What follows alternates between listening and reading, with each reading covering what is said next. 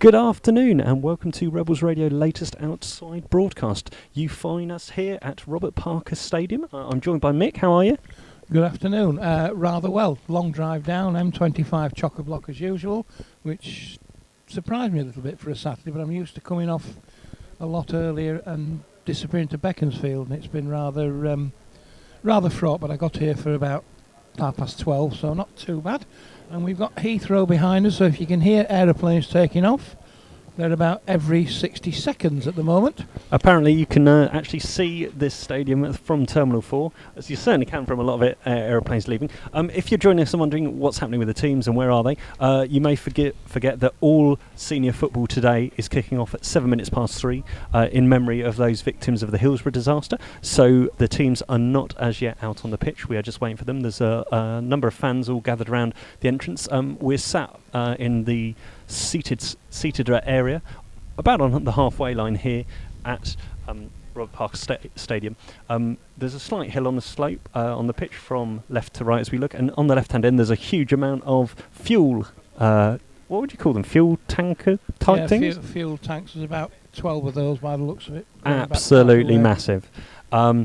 And to the right, there's just a row of trees, but it's quite a low open ground. I believe they've been here since 1986, so certainly settled in a lot. And our hosts today are Ashford Town, the Tangerines, or the Ashford Trees as they're sometimes known. They play in orange, and their team is in goal, number 1, Tyler Tobin, 2, Elliot Jones, 3, Ben Ewing, 4, Russell Conderton, 5, Jack Mullen, 6, Scott Waite, 7, Jack Beadle, 8, Connor Moody, 9, Reese Price, 10, Samad Kazi, 11, Tom Braunton, and on the bench for them is number 12, Ryan Dearden, would you say, or Pearden? It's a bit difficult to tell. I'd say Dearden. I think it's Dearden.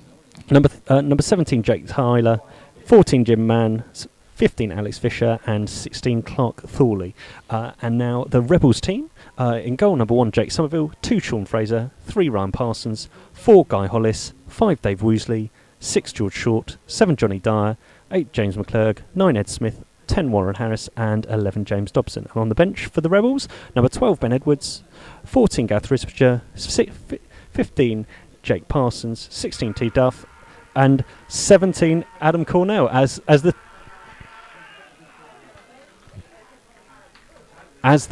two teams that just led onto the pitch by Stephen Bates on the far side, and a reasonably warm round of applause. The two dugouts are quite a way away from each other, and the Slough Town dugout's just down to our left. To our right is the empty at the moment Ashford, and the local tannoy is just getting a little bit excited there, Mick. I thought there was a riot going on when the teams came out then for a moment. There seems to be quite a few more Slough supporters here than Ashford, it has to be said. I've bumped into quite a few people today. Paul Charnock's here. Good afternoon, Paul, even though you're not listening because you're at the ground. David Hamlet, who does our match previews, is all the way from Spain. He's taking in his very first Slough match, so hopefully he'll have something to shout about at the end of the day.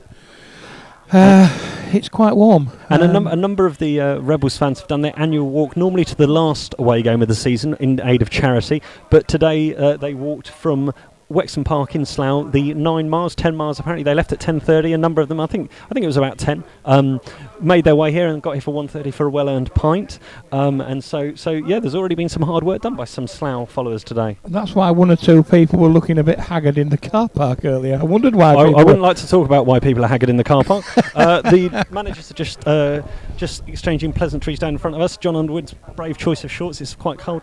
Baker's taking to his tracksuit, and in front of us the manager for Ashford, Ben Murray, is just making his way there. He's just saying hello to all the fans. Slough have taken up the right half of the pitch as we look at it, kind of shooting towards the tanker's end, dressed all in their bright purple of their MyFC away kit, and Ashford in the left-hand pitch wearing kind of orange and white stripes, black shorts and bright orange shorts. The two captains have just been called together by that's Dave Woosley and Russell Canderton, 2 experienced campaigners, both centre-backs. And the referee's just called them together. You will hear a silence for a minute in a few moments, ladies and gentlemen, for the Hillsborough. Don't switch off, don't leave us. It's intentional, but we will leave the mics open, so you will hear a silence for a minute. Yeah, Mick's just doing some complicated sign language, but the two sets of players are now just gathering on the halfway line, and we are just awaiting the decision of that before then the referee will start to do his minute silence. So the coin toss has been made. Looks like Dave Woosley won it, and they're going to stay. And they're going to stay as they are. The final players are making their way around. My team sheet's just gone, so we'll have to worry about that in a minute. But get ready for the minute silence now, ladies and gentlemen.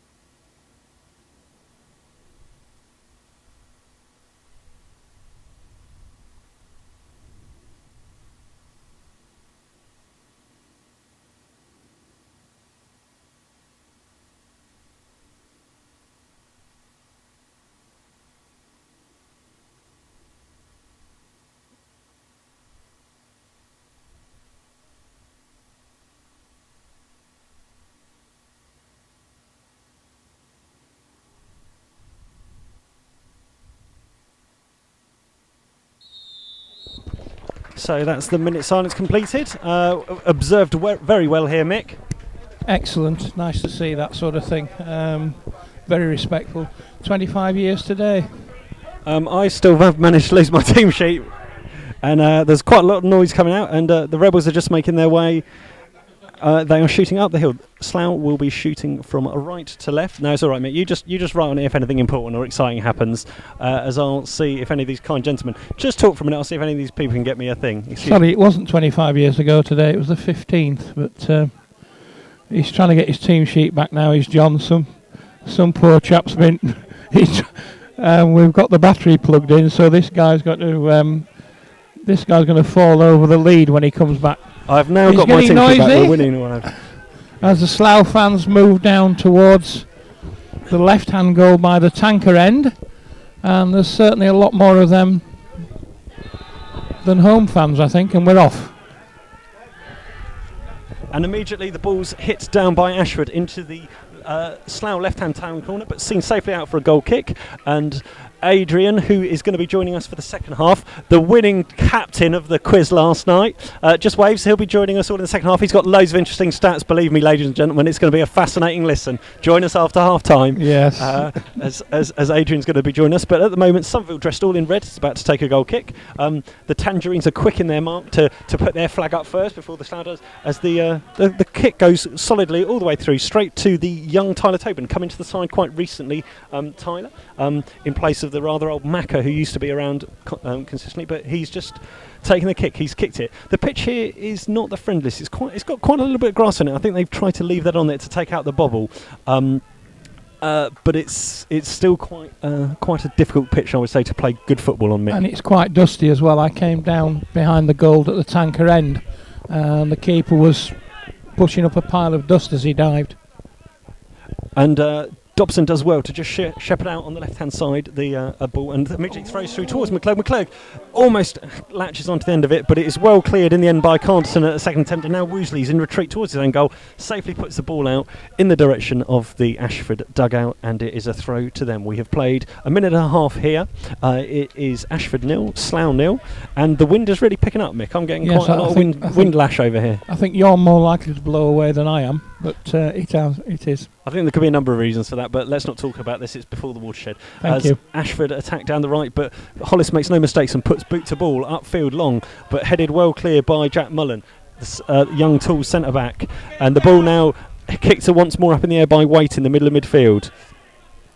Tries to get a foot on the ball, but McClurg's picked his pocket there, passed it out right to Warren Harris on the halfway line, just making his way into the Ashford half. And Warren Harris beats one player, continues up. He's advancing to Ben Ewing up against the left back here. Harris tries to crosses it deep in the direction of Johnny Dyer. Johnny Dyer heads it back across goal and hooked clear by Ed Smith. And that is a great goal by Ed Smith after 2 minutes. Slough take an early lead. Great cross in from Warren Harris, deep towards the back post, headed back across by Johnny Dyer, and Ed Smith on the 6-yard box, left-footed volley, strokes it in. That was a tremendous header back by Johnny Dyer, and Ed was, as usual, in the right place. As you say, 2 minutes on the clock down at the tanker end, and we've got the perfect start. Now we need to build on that. So a great cross in there by, as Fowler just hobbles past as ever. He did very well. I understand that Chris Knight last night, he just waved a little bit. I think it was a wave. I don't know, I wouldn't talk about what that gesture was. Once again, we kick off, and again, Slough started very, very brightly here. They've taken the early lead, and McClurg just clears the ball very heavily off Dobson, who took it on the ear from almost a yard. Just got a graze there, and he's just bending over slightly, not very happy about life as it was. But ball's bobbling around, and McClurg gets foot to ball, but hook back into the box and woos again. I'm not sure this is going to be the most beautiful, attractive game of football you'll ever seen, Mick. It may not be, but at the end of the day, it's the 3 points we need. Dobson keeps holding his ear there. He got a real belt on the side of his face there. And What do you think of his boots? They're absolutely wonderful, lime green and orange, wonderful boots. I absolutely adore them. You'd have thought they'd have been bought for today. As the ball again comes out, and when well held by the senior Mr. Edwards, Ben's dad, holds it well, and Dobson just slows things down a little bit as Slough have started this very fresh. If you're just joining us, we've played 4 minutes here. Slough took a 2-minute lead through Ed Smith after great work by Johnny Dyer. Once again, he assisted last week with a very early flick through to Warren Harris last week, but headed it across. George Short playing in midfield again, just flicks the ball through towards Ed Smith. And quick throw from Dobson into the far left corner. Johnny Dyer there with close attention for the right back Jones. Back to Dobson. Dobson hooks the ball in clear. Goes to the far post but doesn't quite find Harris on the far post. Comes out to George Short. Low shot. Ed Smith holds it up. Second goal for Ed Smith. Hooks it in to the right hand. And he's on a hat-trick in barely 5 minutes here. So that was in the 4th minute. An attempted shot by Short, which didn't have a lot of power, controlled by Ed Smith on the edge of the box and hooked round to the left of the despairing diving keeper. And Slough have had an amazing start. Let's just hope they maintain this. Goals after 2 and 4 minutes from Ed Smith. That was quick thinking on Ed's part, because it was a very poor shot. I'm not even sure it would have made the goal, to be honest. But Ed took it well, turned round and smacked it past the keeper. Fabulous start. And it's come slightly against the run of play because, well, sorry, not against the run of play, but against the run of form in terms of Ashford haven't actually conceded too many goals here recently. They haven't been beaten heavily. They drew 1-1 here with Rugby, beat Daventry 2-1, lost only 1-0 to both Dunstable and away at Dunstable and to Barton. So they haven't been conceding lots, and yet Slough have scored 2 in the first 5 minutes. We can't ask for a better start. That was a tremendous start. Well, we could ask for one, whether it'll happen or not. Well, I suppose we could. We could be 4 up by now, but that's been a bit greedy. But I think as long as we can keep defensively, as long as we can keep concentrating on what we do, at the moment, things are looking quite good. Yeah, and Ed Smith on for an early hat-trick, and I'm sure that if we get up any sooner, any earlier, Ed Smith, today is the last day he will receive. If he gets booked, he will be suspended during the rest of the season. So Ed has got to get through this game unscathed, unbooked, because we may well need him if we get through to those playoffs. If he got a ban today, it would be for the Chertsey game and the semi-finals, so we definitely don't want that. And the semi-finals are Tuesday after the end of the season. About 29th or 30th. And as Parsons drives the ball up long, cross field towards Harris. Harris putting pressure on the Ashford, who I'm not sure what they're hitting him. Hooked it back, and Ed Smith might be in here, but no, headed home just by Mullen in time. And Tobin's first real touches of the ball, where he hasn't been picking it out of the back of the net. I think that is actually, yes. It's yeah, that came from a back pass. Ed's putting him under pressure at the moment to clear it. So. For people who've joined us late on, we have played 6 minutes here. Slightly late start because of the minute silence and delayed kick-off due to Hillsborough. And Dobson now attacking down the left. We've had 2 early goals from Ed Smith. Dobson driving into the box, passes it simply through to Johnny Dyer, makes it 3-0. Johnny Dyer, simple side-footed to the near post of the corner. We have played 7 minutes here, and it is Slough Town 3. Slough Town 3, repeat that, Ashford 0, Slough Town 3, that's 3, and we have played 7 minutes here at Robert Parker Stadium, and Johnny Dyer continues with his good goal scoring record, his earlier assist. Mick, what do you make of it? It was left on his own. That was very bad defending, but Johnny made the most of the space he had, and it was a lovely pass to him, and he side-footed it into the left-hand side, into the keeper's right-hand post. Tremendous start, that's what we needed. So a fantastic start here. Just to take you through some of the other games that are going on around the grounds today. In the division, we have Aylesbury are hosting Barton Rovers. Beaconsfield, our landlords, are hosting Hayes. Chalfont St Peters take on Egham. Chertsey, North Greenford, which is a big relegation battle. Kettering versus Dunstable, that is the big game of the day. Listening out to see what happens at Kettering and Dunstable. I'm not sure what the right result would be there. I asked Unders that the other day. You'll be able to hear his answer in the half-time interview that we did. Leighton Daventry, Northwood Marlow, Royston host Aylesbury United, Rugby host St Ives, and Uxbridge Potters Bar. So please keep us updated. If you want to contact us at all, at MyFC Rebels Radio, will be on the chat room as Woos gives the ball away and dangerously, but Collis comes in well to hook it ball clear, and then Harris clears it further. Yeah, if you want to contact us at MyFC's Rebel Radio, or go through one of the two chat rooms and just see what's going on and let us know. Yes, Paolo Rebel's saying take Ed off now. I quite agree with you, Paolo. I'm not sure whether the managers will quite do that. That would be one of the harshest substitutions ever after 8 minutes. I think he'll be a little bit annoyed, to be perfectly honest. He needs to stay on, but he also needs not to get cautioned, because if that happens... for me, I think the ideal situation is in about the next 15 minutes he scores another goal. Perhaps here he's in a foot race. He uses his strength. He flicks the ball wide, but it's gone harmlessly wide because he was in a foot race there against Mullen. Mullen didn't deal with it terribly well. Ed just hooked a foot in, but hooked it wide. It could have been his third goal within 9 minutes.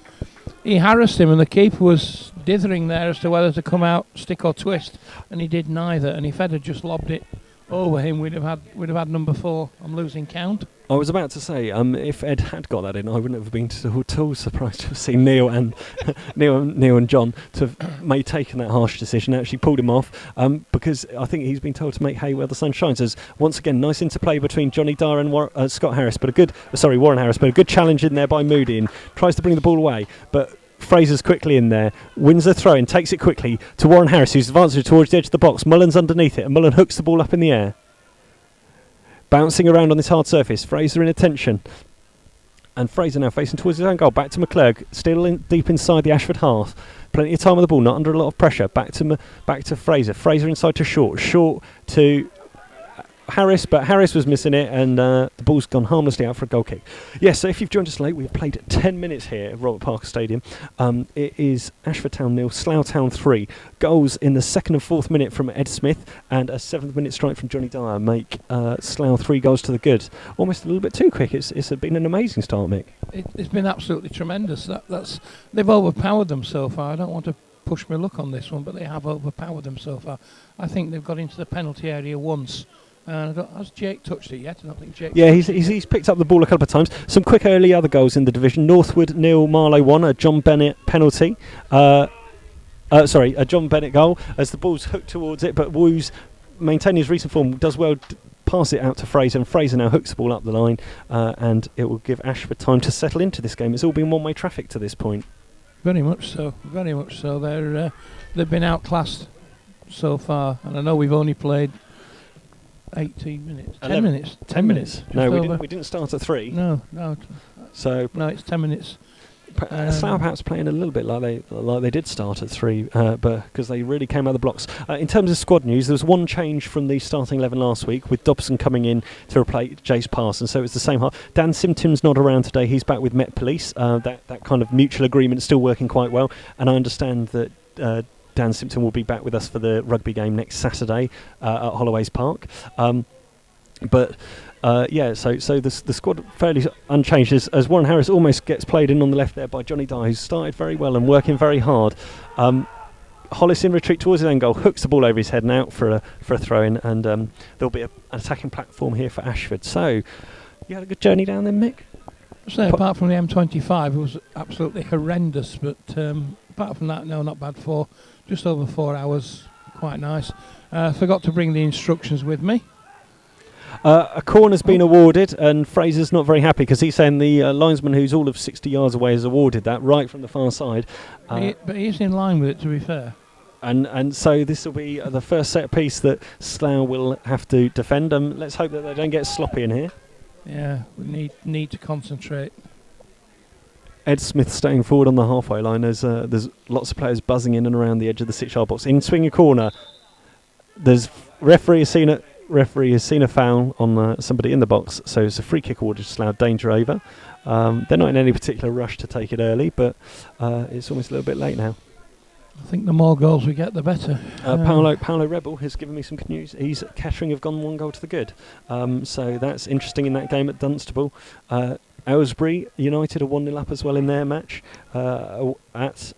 at Royston, so that might really knock Royston out of it. As Ed Smith goes to lob the keeper after the long kicks flicked on, bounced around. Ed Smith tried to lob Tobin, but Tobin was retreating well. He's quite a tall guy, and on his own goal line held it up, arms aloft, and saved the ball. He now clears off the floor down to the right hand side. Woosley is underneath it. Woosley heads it up the line towards Dobson, but it bounces out, and Woosley's landed a little bit awkwardly there, especially for his aged body. And there's just a bit of concern. He's all right. Super Kev's just popped out of his box, just wondering whether he needs to come or not. He's decided against it.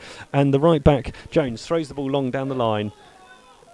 And Dobbo takes the throw quickly up the line towards JD. JD puts the pressure on the captain Conderton, and then passes a nice ball into McClurg. McClurg out left to Smith. Smith crossfield ball to Harris, who's advancing to the edge of the box. Just misses his touch, but he'll still keep the ball in. Harris formally played here. Passes the ball to Fraser, edge of the box. Fraser's going to have an opportunity to cross it in low. Wasn't a great cross. Waite cuts it out, but now to Short. Short out to Dobson. Dobson edge of the box, has a left foot drive and inches over the bar. It just bobbled up to a nice height in front of him, and Parsons was screaming for the ball out left, but I wouldn't have blamed Dobson there for having a shot, would you? No, it was well worth a shot, and I don't know whether the keeper actually watched that one out and thought it's going over, or he had actually no chance of that, but I think it just grazed the top of the bar. Can't have missed by more than about a couple of inches. And there's lots of fans going on, lots of fans chanting from the far side. They're all enjoying their own side. Perhaps some of those that walked may have had a few beer. As once again, a poor clearance there from Tobin. Goes straight out and on the right hand side for Slough to play. McClurg bobbled, bouncing effort from the edge of the box, but doesn't challenge the keeper at all. And the tempo is still quite high out here. Yeah, we've settled down really, really well.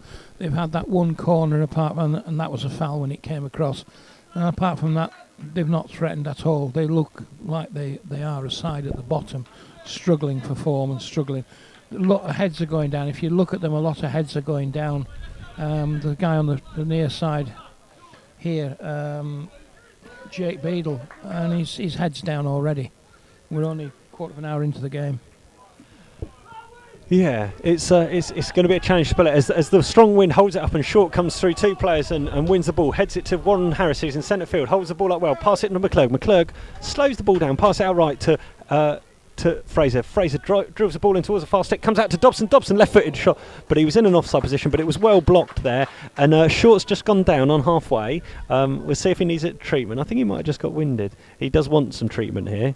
And immediately, Gath Risbridger just goes for a little jog up and down on this near touchline to get some treatment. In terms of the squad and injury news, if any of you haven't listened to any of the interviews recently, Bedhead's on the bench. I don't think he's 100% fit. Obviously, young keeper. Matty is unfortunately still suffering from his broken leg, but he's here at the game again. It's nice to see, isn't it, that he's here and still very, very much involved for a young 16-year-old lad, Matty Bonnet. Fowles has obviously had a fantastic quiz night, which apparently generated lots and lots of money in combination with the pledge that's been done. So I know that he's extremely thankful. He was a bit overawed, I think, last night from all the effort. Scott Harris, unfortunately, seen here today again with his little boy, but he may well be a doubt for the rest of the season. He may have hurt his medial ligaments, which may be a little bit of a concern. And Warren Harris still nursing his knee injury, but doing all right. Short's now up on his feet. We've played 16 minutes here at Robert Parker Stadium. It remains Slough 3 goals to the good. George gets a warm hand as his dad and grandfather look on anxiously in front of us just to see what his latest information is. But he's come off. He seems to be got a bruise or a knock, or perhaps a knee. It's a red mark just on his lower hip that Kev's shown off to the fans and giving other things. As Woosley comes through, wins a good header, but then Johnny Dyer loses out the second ball and the ball's bouncing around horribly, and Parsons now underneath it. Parsons flicks the ball into midfield. Warren Harris jumps very well. Now Short back on the pitch, picks up the ball.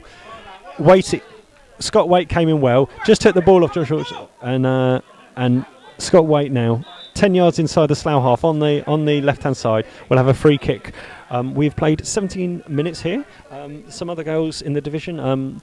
Potters Bar 1, Uxbridge 1. Not really affecting the playoffs, but Ashford here they're in 22nd position. They have got 20 points and they are fighting for their lives in here, so you won't expect them to give up. This will be a real battle to the end. I can't see them giving up as left foot is swinging corner, Bennett Ewing towards the far post, but harmlessly overweights head, who was well marshalled by Woosley, and it's out for a goal kick, which Jake, who hasn't had anything to do in his yellow boots, show out even more in that bright red kit, don't they? Beautiful luminescent boots, to be honest. They're absolutely fantastic. I love all these coloured boots. I thought you'd like that. Yeah. Still 0-0 at Barton. We've just had an update, 16 minutes gone there. If you're in the chat rooms or if you've got any questions, let us know. Where are you listening? What are you doing today on this interesting Saturday afternoon? As Slough now on the attack again, with Ed Smith picking it up in the middle. Out left to Dobson. Dobson with Parsons overlapping, but going across to the other side of the pitch with his left foot. Turns now, opens himself up, plays the ball through to McClure, but under-hit pass and picked up by Ashford, who come away with the ball, clear it long down the right, but Hollis is up against the attacker there, up against Kazai, and Hollis has won that ball all day long, but again comes through a long ball. Woosley once again heads the ball clear, flicked on by McClurg, battling and bobbling around in midfield, but Dobson picks it up, and this time, when Parsons didn't really want it, passes the ball out left, and Parsons picks it up on a halfway line, looks up at his options, cuts it inside to Dobson, short little pass, gets the ball back, John Dyer comes back and gets it, clicked forward by Dobson, flicked on twice beautifully by Parsons to Ed Smith, then Ed Smith returns the ball on the edge of the box now. Warren Harris up against his man, looks, cuts the ball back, Fraser coming to support him. Will he be used? Yes, he passes it out to Fraser. Fraser clips the ball in, Ed Smith heads it but misses it altogether, unfortunately. Just answered. And now the ball's out to Dobson, midway inside the Ashford half. Dobson's still got his foot on the ball, showing his strength well to hold off the player. Facing towards his own goal, passes back to Parsons. Parsons clips the ball up the line, and Dobson now got two men around him, cuts it inside, still using his strength, holding off players. Left-footed, driven cross in low, goes to the far side. Ed Smith, left-footed shot, saved this time to deny him his hat-trick. Good save down to his left from Tobin, but Slough once again can show that at ease they can cut them apart. Plenty of room as well. There was no defence there at all. He had a clear shot at goal, but it was a very good save. Tobin's earned his money there just on that one particular save. Daventry have taken the lead at Leighton. That's not great for us, but Daventry are leading an early goal from Blake, 18 minutes in at Leighton, so it is Leighton 0, Daventry Town 1. We'd prefer that result to go the other way, but you can't always have what you want. As Dobson on the far side will be taking an in-swinging Slough corner. All the tall players, the big players, have gone forward. Short on the edge of the box, Hollis on the edge of the box, and Woosley on the edge of the box. As in comes Dobson, drives it that far towards the far post, over Woosley's head. Too hot for Smith to keep in, I think, but Smith managed to keep it in on the far side. Low pass through to Hollis, left end of the box, left-footed effort, and it got deflected a little bit awkwardly. Keeper did well, going down to his right and palms it behind for another corner to Slough. Yes, I don't think that was actually going in when the defender deflected it, but we've got another corner. We're keeping up the pressure, and James Dobson's going across on this near side down the left to take it. And once again, all the large players towards the back post. Hollis there, Woosley makes a run towards the ball, but well cut out there, but only as far as Harris on the edge of the box. Out to Dobson now. Dobson left-handed edge of the box, one man in attendance, lines him up, goes round him, but well defended there and blocked by Jones, and just the throw into Slough now, and Hollis is coming across to take the long throw, I believe. Yep, Hollis is making his way at the tanker end. The sun's not really out. It's quite a nice warm temperature, quite good conditions to play warm, football. but it's not. At least we've not got the sun in our eyes. We can see what's going on the field. It's one good thing. Long throw in, which Waite heads up in the air. Woosley's underneath it. Ball's gone over. I couldn't see what was going on in the melee in the box, but hooked clear by Conderton. Woosley heads it back. Dobson now comes to meet it just outside the edge of the box, and Dobson stood over the ball, tries to hook the ball into midfield, but it will be cleared long. And now McClure back in his own half, 5 yards, heads the ball up in the air. Harris is underneath it, drops to McClure on a halfway. Simple low ball out to Ed Smith on the right, flick back to Fraser. Fraser, infield ball to Johnny Dyer. Johnny Dyer's intended pass to Warren Harris doesn't quite come off, but that was better, more incisive football from Slough. Yeah, there seems to be no real pattern to the Tangerines play at all. There's a lot of hoofing it out high up the field to try and get rid of the ball. There doesn't seem to be a lot of thought going into it at the moment. That's probably partly why they're 3-0 down. So yes, we have played 22 minutes here. Slough remain 3 goals to the good, 2 goals from Ed Smith and a goal for Johnny Dyer. So once again the forwards making their mark, and Slough creeping towards that mark of 100 goals in this season. They're not quite there yet, but they are certainly progressing well towards it, having scored 93 up until today, and they're now at 96. Will they break the 100 today? It would take some effort, as Ashford just look to come forward, but a long outstretched leg from Hollis prevents it, and then the ball from Fraser, intended for Johnny Dyer, finds his way to Ed Smith, but they lose the ball out, and now in midfield, Waite has the opportunity to carve a ball to the left for Kazo to chase, but Hollis is guiding the ball out. Hollis uses his strength, and it's a throw in right in the far corner, next to the corner flag, which Hollis will take long and try and clear up the line. Yes, this is a good performance. We need it today as well, especially if results don't quite go our way. I might have to prod Mick, he seemed to nearly be asleep then. Sorry, it's just fascinating at the moment. I know my commentary's interesting, but it's not quite that exciting. It's not that exciting. It's just the standard of play. When you're looking at men versus boys at the moment, Ashford Ashford do have quite a young side. Yes, they do. I mean, they only up until today had conceded 5 goals in 6 games at home. So it isn't, they're not conceding lots here. So it is. It is fascinating that they conceded 3 in the space of, 7 minutes? 7 minutes, yes. So, there hasn't been a bad tackle in the game. There hasn't been any tackle in the game. They do look a very, very young side with a few experienced faces in there, the likes of Canderton and Waite, both in the centre spine of the team. As long clearance comes up from Tobin, who's out left, and Ashford are just getting a little bit more of the ball here as Woosley heads the ball clear. Hooked further by Dobson. Dobson up to Johnny Dyer. Johnny Dyer holds it up on halfway, does well, hooks the ball through in the direction of Scott Harris, but well cut out by Ewan, and Ewan now flicks the ball forward. But they're under pressure, and Ewing's now heading back towards his own goal with Harris in attendance, and Harris cuts the ball out. Johnny Dyer wins the ball now. And well cut out by Ashford, but takes a heavy touch, but sets Jones on his way, and now Jones is attacking up towards halfway. Cuts the ball inside to Beadle, but loses the ball out to a combination of Johnny Dyer and George Short in the middle. Fraser's now misplaced the pass in the direction of Dobson, but Dobson does well, battles back well, and then it seemed that Jones tried to pull Dobson back, but Dobson took a touch, absolutely skinned Canderton as he dived in, and now has an opportunity to cross the ball, but his defensive partner there did very well, came all the way back, Jack Mullen, to defend very well after that was a horrendous lunge, wasn't it, there by the skipper Canderton. The final pass wasn't particularly good, but it was well cut out there and cleared by Ashford, and they've now got a throw in just in front of us on the halfway line. Dobson certainly getting through his work and earning his crust in this first half. I think he's done as much running as anybody, as Hollis puts boot to ball from the resulting throw, and it's up to halfway, and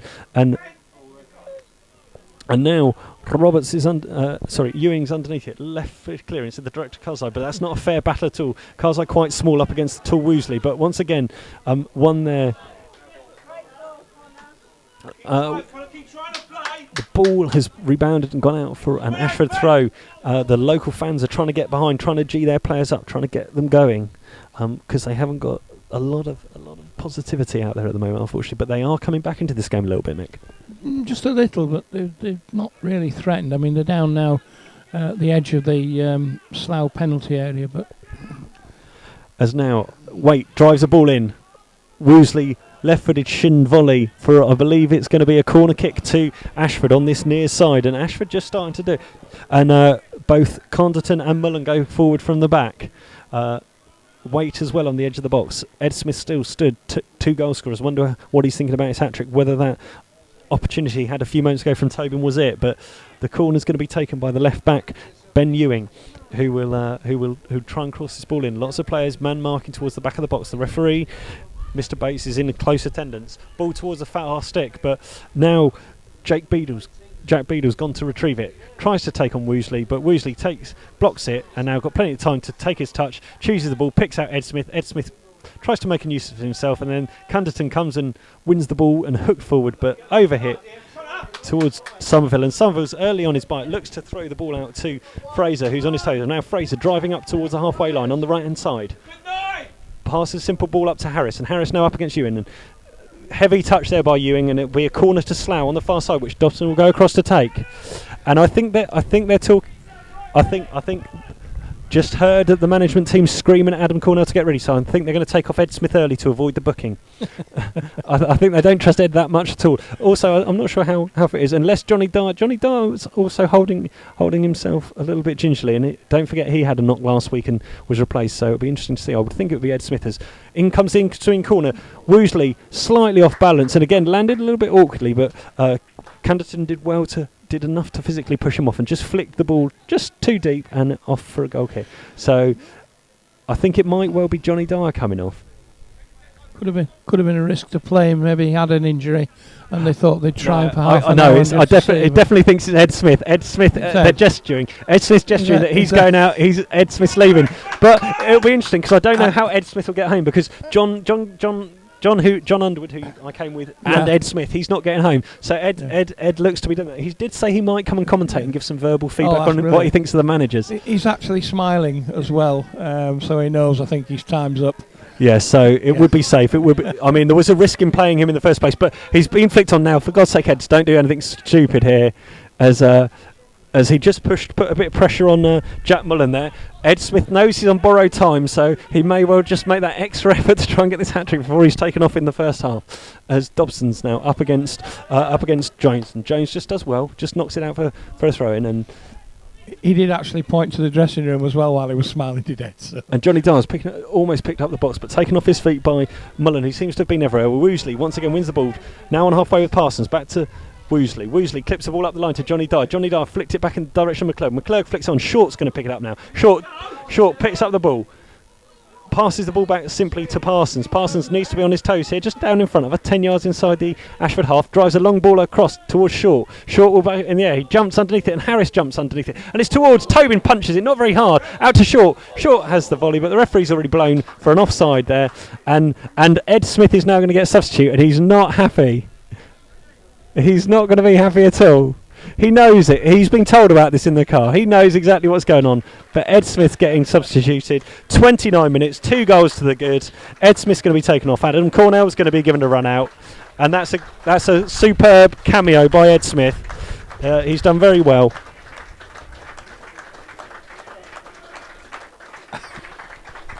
He's having a little moan. Ed, penny for your thoughts, Ed. And let's see what the reaction's like now between the managers and things like that. And so he seems to appreciate it and accept it. But that is absolutely great news for Slough. That means that Ed will avoid any potential ban, unless he actually gets involved somehow with the linesman during the remaining 60 minutes of this match. Hopefully he'll come and sit up here, and he won't. I think any player would be upset at being taken off when they scored 2 goals, but especially the 2 in the first 4 minutes. 2 in the first 4 minutes. But yes, it will give Adam Cornell a nice opportunity. I know that he scored quite a few goals the other night when he played. He scored a couple, so he's going to get stuck in there straight away, as he has done.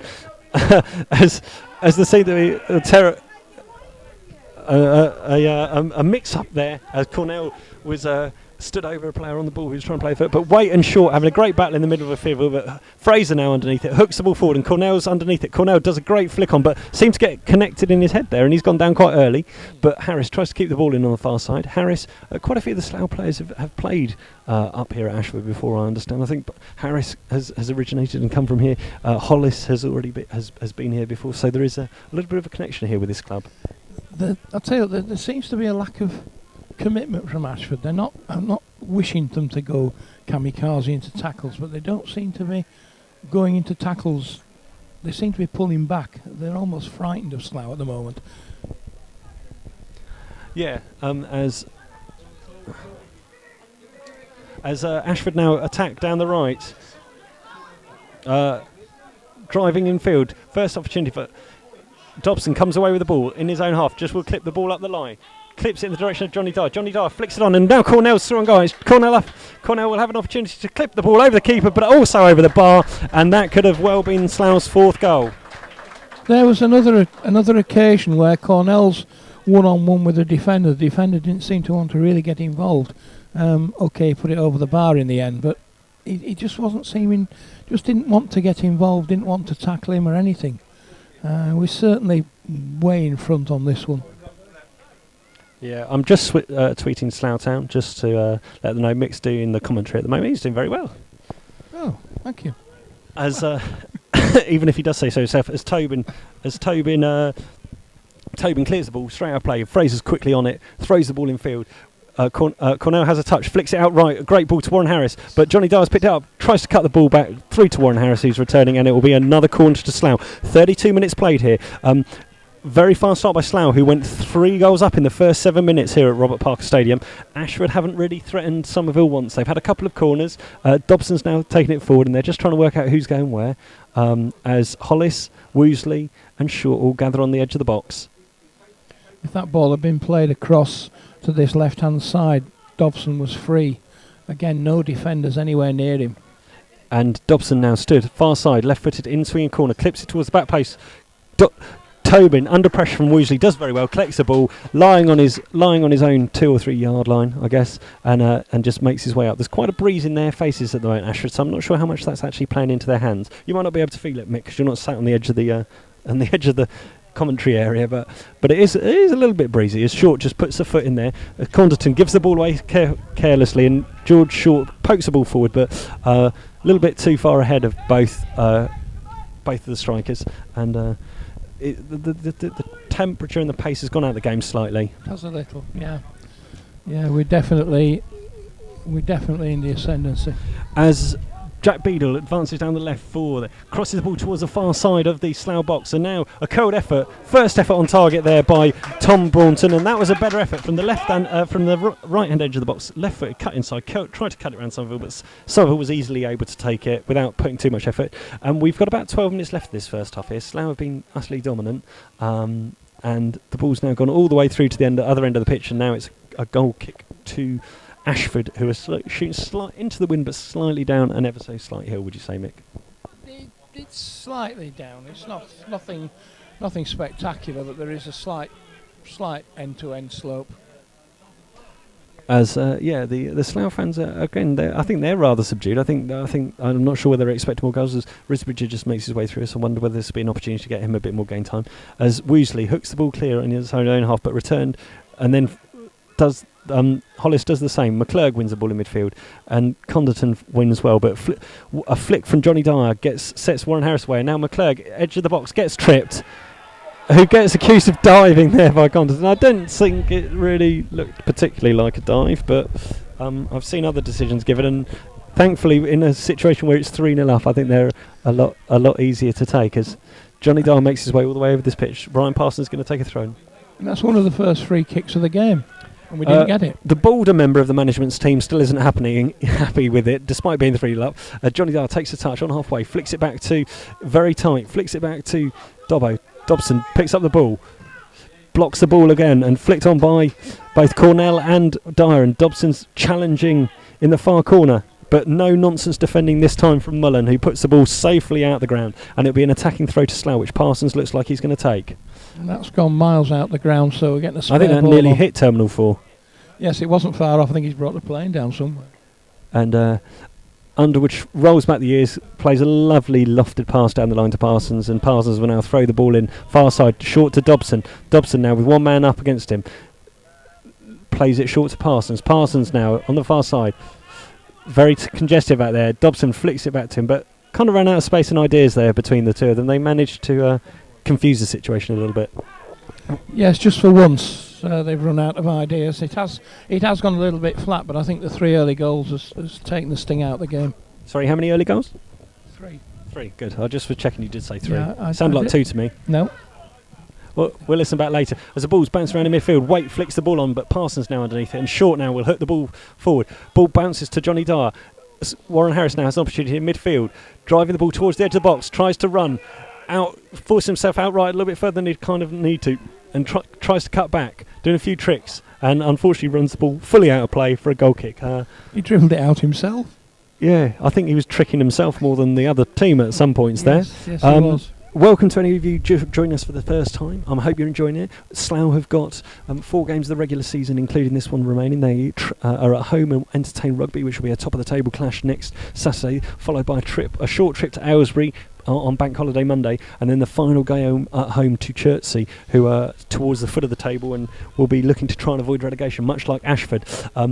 Ashford next Saturday got a massive game against North Greenford, who are right down there with them today, and if they do lose today, then it will put a bit of pressure on them. As balls bouncing around quite a lot on this pitch, it's not great, but Parsons now picks it up on halfway, takes his time, comes back inside, short ball to Woos, and Woosley no option but to clip the ball along. There wasn't a lot of movement up there. Condon wins the ball well, and now a long ball into the far corner, but has Hollis and Kazi in a race, and Hollis puts the ball out for a throw-in, and Ashford fans trying to rally on their team.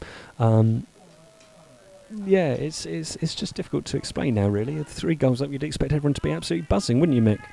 You would definitely, but the sting's gone out of it now that Ashford's heads are down and we're not capitalising anymore. Clearance comes to Cornell on halfway, who holds up the ball well, turns, plenty of space here. Everyone from Ashford retreating. Nice ball through to the right to Harris, but Harris, I don't think will capture that. It's taken by the wind, but well played by Cornell there. He looks sharp, doesn't he? Yes, he does. He's done well since he came on, but just that little bit too hard, and the ball's gone out for a goal kick. But we're still in the ascendancy. Interesting result over at Northwood. I think since they have probably realised that their opportunity to get in the playoffs has disintegrated, it seems to affect Marlow, who seem to blow absolutely hot and cold. Today are blowing hot. They are 3-0 up at Northwood after 34 minutes. So fascinating game there. I haven't heard any more from the Kettering-Dunstable game as yet. So as far as we're aware, that will still remain 1-0. Daventry still 1-0 as far as we're aware up. As Ashford attack, but Woosley guides a ball back to Somerville, and Somerville, under an awkward bouncing ball, bobbles around, and Woosley, no nonsense, heads the balls out, and it'll be a throw-in to Ashford, far on the right-hand side, on the left-hand side. Ewing to take, and Ewing, under the large floodlight, will look to throw this ball in. Slough do need to up the tempo, I think. I think the managers are discussing it. What are they going to do at half-time? What are they going to say to try and get the team out? As Ashford and Hollis does well to just gave the ball away, but wins back on his mistake. And now Cornell up on halfway, holds the ball up, out to McClurg. McClurg clips the ball in the direction of Johnny Dyer, but it lacks accuracy, and it will roll harmlessly through to Tobin. And I think Slough will be quite happy actually to see half-time, just to regroup, regather. Not saying the performance isn't poor or anything other than professional, but I think there's an opportunity here, particularly if it's tight at the end of the season. Might come down to goal difference for them to maybe make a mark, as Johnny Dyer combines well with Warren Harris on halfway, and Warren Harris now up against you and cuts inside. Still got the ball at his feet, like it's connected, but then poor ball found well anticipated by Condon, and Condon up towards the halfway line seems to run out of pace and ideas and miscontrol the ball, and then an overhit ball by Woosley, cut out well by Elliott, and Elliott Jones knocks the ball out, but Parsons quickly takes the throw in. Parsons just down on the close to the touchline, having a little run, who's inside, tries to nutmeg one of the players, and still battling for the ball up in the centre of the field. Drill pass, but Hollis cuts it off well, but no one's advancing to the second ball, and it will give the opportunity to Beadle to have a run, and Beadle tries to pull the through to Castle. Once again, Hollis picks up the ball, and Short takes a little bit too much time on that ball, and Braunton now on the ball, cuts the ball across, crosses it in the direction of Kazi, but Somerville comes very well, almost 16 to 18 yards out, and punches off the head of Kazi, with Slough definitely on the back foot a little bit here. He was left on his own there, was the number 10 Kazi, and Somerville read that very, very well, came out and punched it clear, punched it straight out for a throw-in, so well read by Jake. But you're right, that they need to regroup at half-time. They need to find out what they're going to do in the second half, whether they're going to attack, whether they're just going to... And that looked very tight, because Johnny Dyer kicks the ball away. Johnny Dyer might well be the first booking, which was a very silly booking, but he's not in the same position. But he's going to get booked for kicking the ball away on 40 minutes. He heard the whistle go. He's kicked the ball out, and now he's being booked for his troubles. That was a simple decision for Bates, who the referee Bates hasn't really had anything to do. Well, no, nobody's had anything to do really. Defensively, we've been pretty solid. Up front, we've been okay. There's been nothing really for the referee. That's been the first thing, has been that caution, and that was stupid. Johnny shouldn't have done that at all. Now, how's this for a story? Aylesbury FC 1, Barton 0. Bradley Watkins, superb volley. That would help us all ends up if that stayed as it was.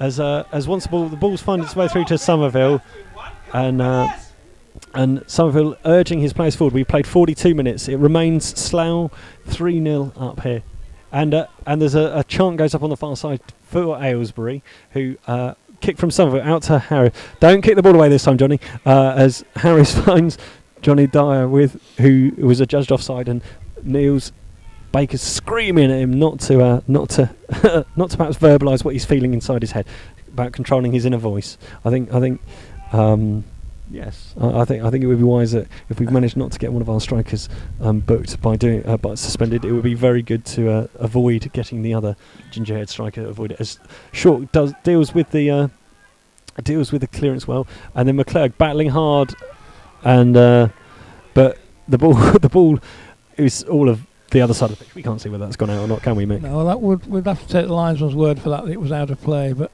if it hadn't have been, Cornell was away there, I think. And I think he might have. It was 1-on-1, and we could have had another good chance of a goal. And the referee is just talking about exactly where the throw-in should be taken. As it approaches half-time, many people are making their way round the far side to get a warm drink, because the afternoon has just chilled and cooled slightly as Fraser hooks the ball clear, bounces over Johnny Dyer, but there might be a second ball as the ball's bouncing around in midfield.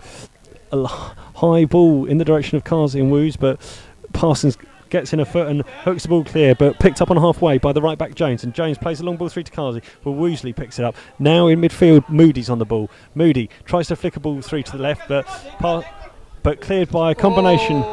And that looked like a bad tackle there on Short. Slightly frustrated, I think Moody was with his poor ball through, and Short's up, to be fair to him, very quick, not making a big meal of it, as Super Kev's up equally quick off the bench, but I think this might be the second booking of the game after 43 minutes of the first half.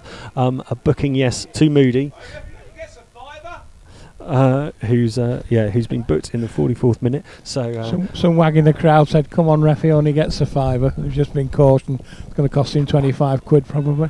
Yes, so Somerville to take this. We're approaching the final minute of the first half. It's Ashford 0, Slough 3. 2 goals by Ed Smith in the first 4 minutes, followed by a goal in the 7th minute by Johnny Dyer, make it Slough 3 goals to good. And Dobson's just battling down in that far corner to win a corner, and it's a corner to the left. So Slough could cap what has been a very good first half with a final goal as Parsons makes his way back. Hollis stays back this time, and Fraser's back as well. Woosley and Short make their way forward.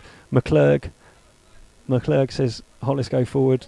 Hollis says no, I'd rather stay here, but no, in the end does finally. And now Harris takes up a position edge of the box, saying he wants to get in there and score a goal.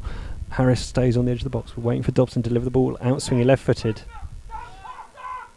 Woosley comes in, volley, centre of the goal, well taken in the middle by Tobin, and that should almost be that, I would say. It depends how much Mr. Bates thinks that we should play of additional time. About 60 seconds, I would think. I wouldn't even think that much, to be honest, Mick. I don't think. There was one injury, wasn't there? There was the one injury for sure, but it didn't last too long. Woosley, once again, being magnificent in the air today, and McClurg and Waite battling for it there in midfield. Headed out by Ashford, so it'll be a throw to Ryan Parsons almost in front of us as we go into the 46th minute. And Johnny Dyer comes looking for the ball here. Heads it infield towards McClurg. McClurg, though, out-jumped there, and Waite puts boot to ball, but Fraser cuts the ball out, but it will only fall as far as Beadle, and Ashford attacking. Harris comes back well and uses his strength to battle well and passes it out right to Fraser, and Fraser now, low ball along the floor to Cornell in plenty of time. Cornell nicely weighted pass back to Fraser, who's attacking down the right, in line with the edge of the Ashford box, crosses it deep, headed back across goal by Johnny Dyer, but out for a goal kick, and I think that will likely be that. I think he had time to bring that down under control, and there was nobody near him again. He was on the penalty spot. Nobody near him, and it's time to do something with that one. Marlow have got a fourth, a John Bennett hat-trick in the first half. He's not going to get taken off. But they are 4-0 up at 4-0 up at Northwood, which a few weeks ago you definitely wouldn't have seen that result coming up. No, you wouldn't. As we approach half-time in this very convincing professional display by Slough Town, I don't think it could have probably gone much better for them, with Ed Smith getting 2 goals to satisfy him. You've taken him off, and then Johnny Dyer adding to another one. The ball's just rolled harmlessly there through to Tobin on the halfway line. The Slough fans always like to congregate under the covered area, so they're all stood kind of on the halfway line on the far side. Kettering 1, Dunstable 0. That's the half-time score there. So Kettering lead Dunstable 1-0, and that's that for Slough as well. We go off at half-time. A good round of applause. Baker quickly running to make his way off pitch. I've never seen him run that fast. The ground is wobbling as many people are making their way back and forwards as Neil's going the entire way over the pitch. I'm not sure who he's going to see, but good results so far for Slough in quite a few of the games. So it's Kettering 1, Dunstable 0, Daventry 2-0 up at Leighton at half time, and hopefully Barton will remain 1-0 down. So me and Mick will say goodbye for now. I'm not sure who's going to be here in the second half, whether I'm here or whether it's going to be it might well be another of the Slough regulars here alongside Mick, but we'll see how it goes with freestyle. If I don't speak to you next week, ladies and gentlemen, as ever, it's always been a pleasure, but I'll leave you in with the interview I conducted with John Underwood earlier in the week, and me and Mick will say goodbye for now. Bye-bye. Good evening and welcome to Rebels Radio latest interview. This evening I'm joined by John Underwood. Evening, John. Last time we spoke, which was quite a while ago by ourselves, last week it was the high after the Barton game, and the time before that I think it was after the North Greenford ahead of the Royston, and we were discussing the merits of what points we got. 9 out of 9, how do you feel? Fantastic. Yeah, absolutely delighted with what the lads are doing at the minute. We looked at those 3 games, Royston, Barton and Hayes in a week, and that was a tough run of games, and I think I said I'd have probably been happy with 7 before those 3 games. So to get 9 was fantastic, and great effort from the whole squad, and it's put us in a great position going into the last 4 games.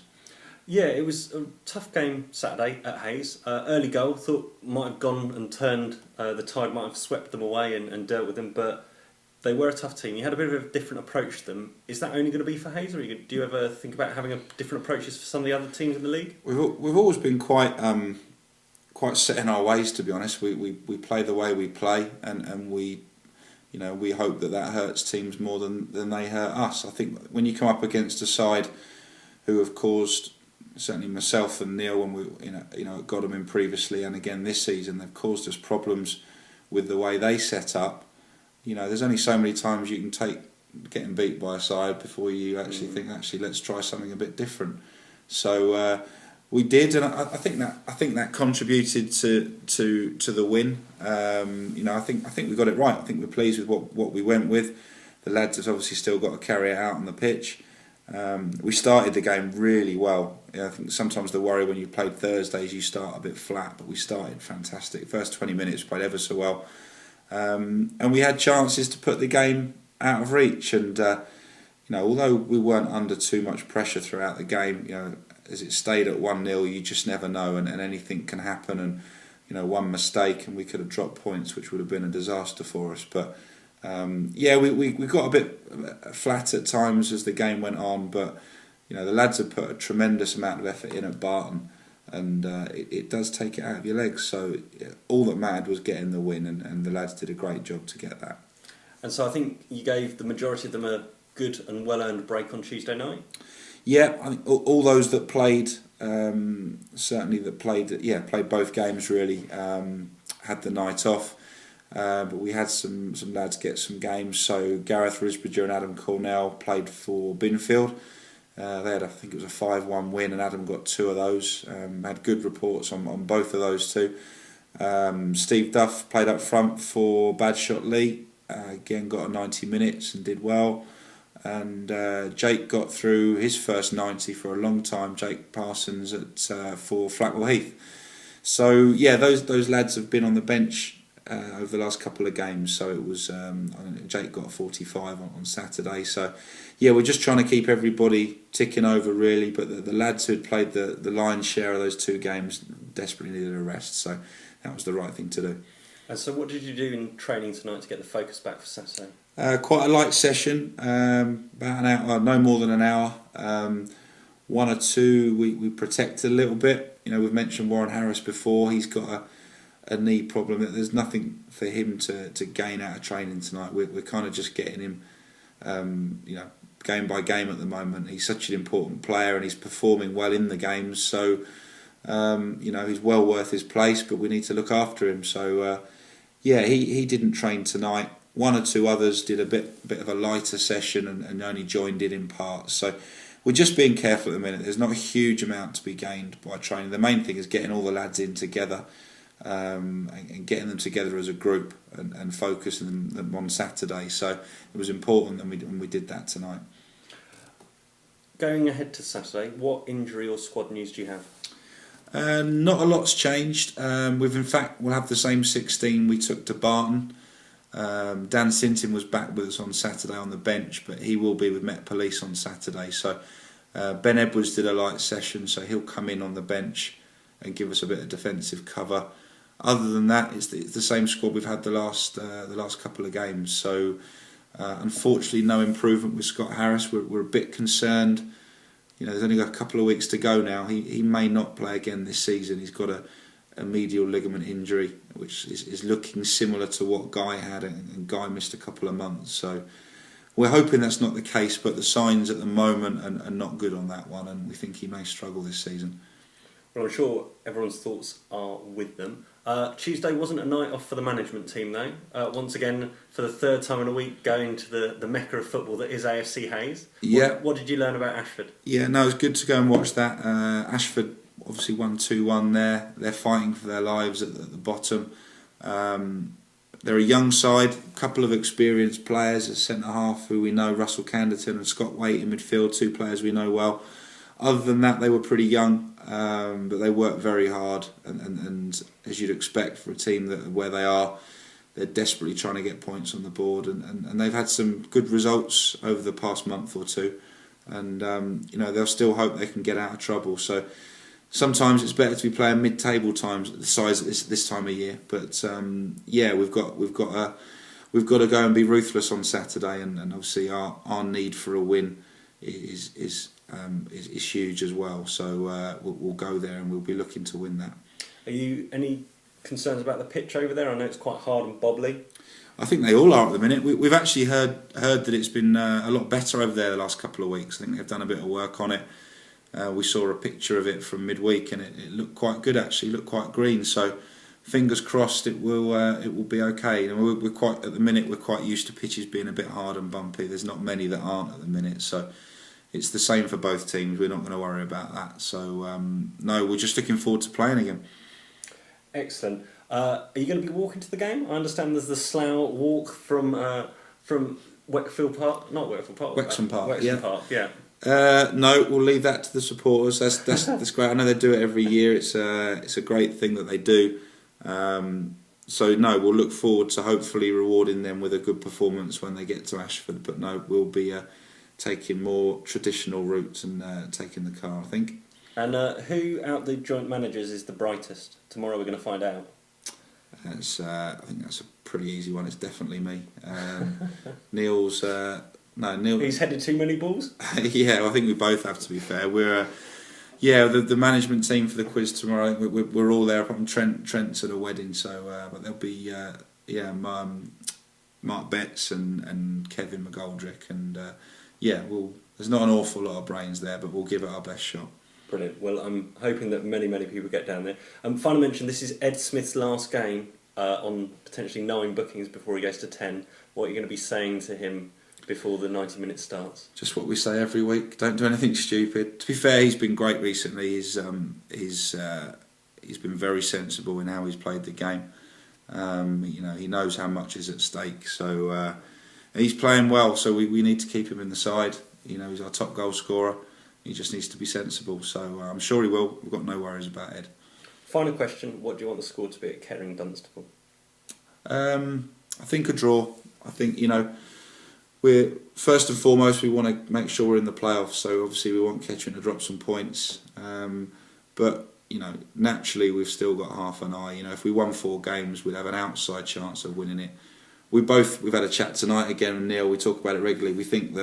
We don't think that the other sides will drop enough points, to be honest. We think we could win 4 and still not win it.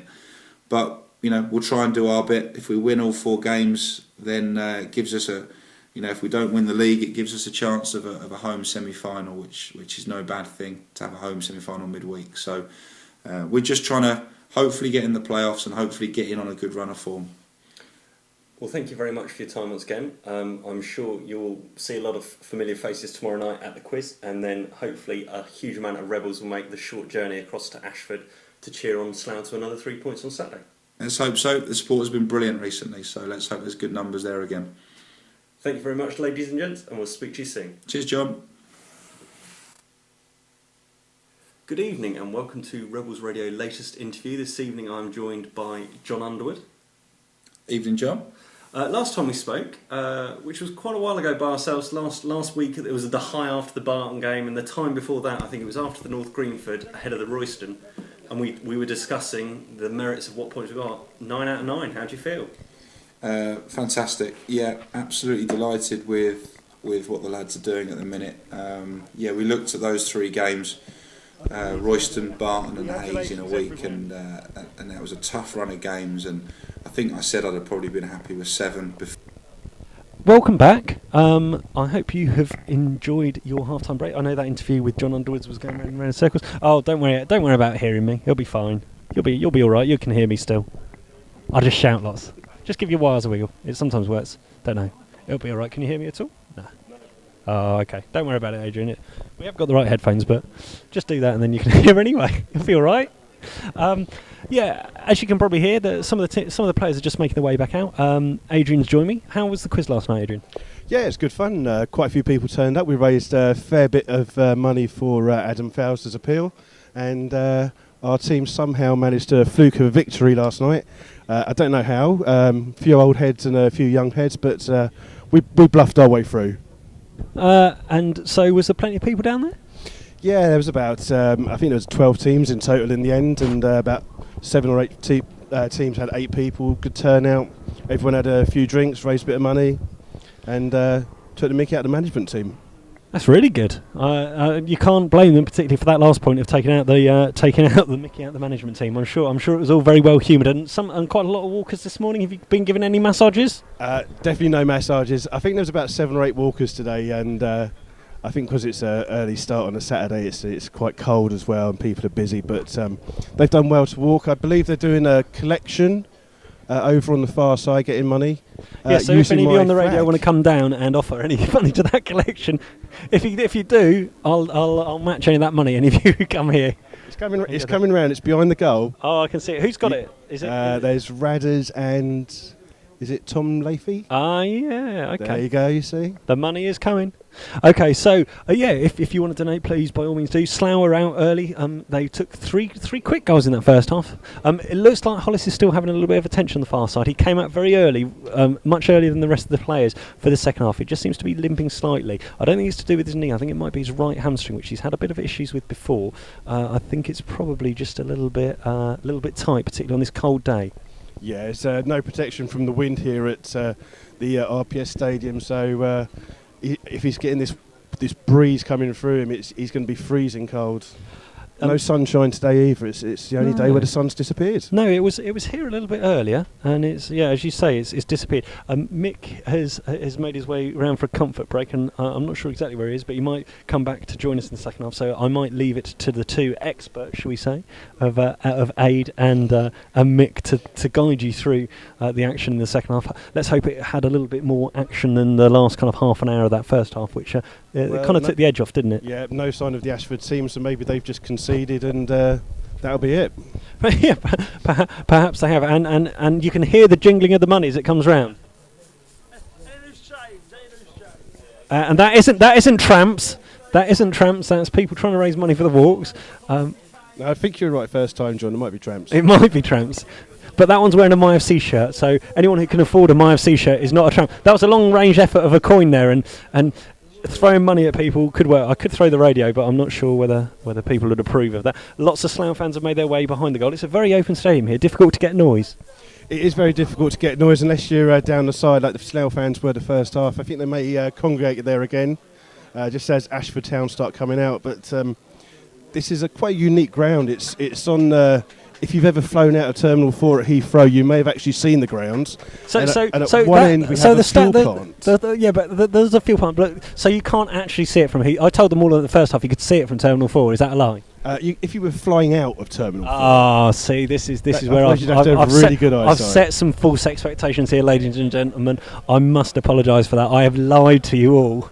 Yeah, but Ashford Town must have the hardest ball boys in the country, because behind one end there's barbed wire, and the person collecting the balls has got a blue hard hat and a high-vis vest. So they're obviously made of certain stuff here in Ashford Town. Yeah, I quite agree. Ashford have made their way out. Let me just quickly run you through their teams. I can't see any signals for substitutes at half-time, but so number 1, Tyler Tobin, 2, Elliot Jones, 3, Ben Ewing, 4, and captain Russell Conderton, 5, Jack Mullen, 6, Scott Wake, 7, Jack Beadle, 8, Connor Moody, who got booked in the 44th minute for a nasty tackle on Joe Short, 9, Reece Price, 10, Samad Kazi, and 11, Tom Braunton, who's had their only shot on target with a left foot curled effort, which Jake took quite comfortably.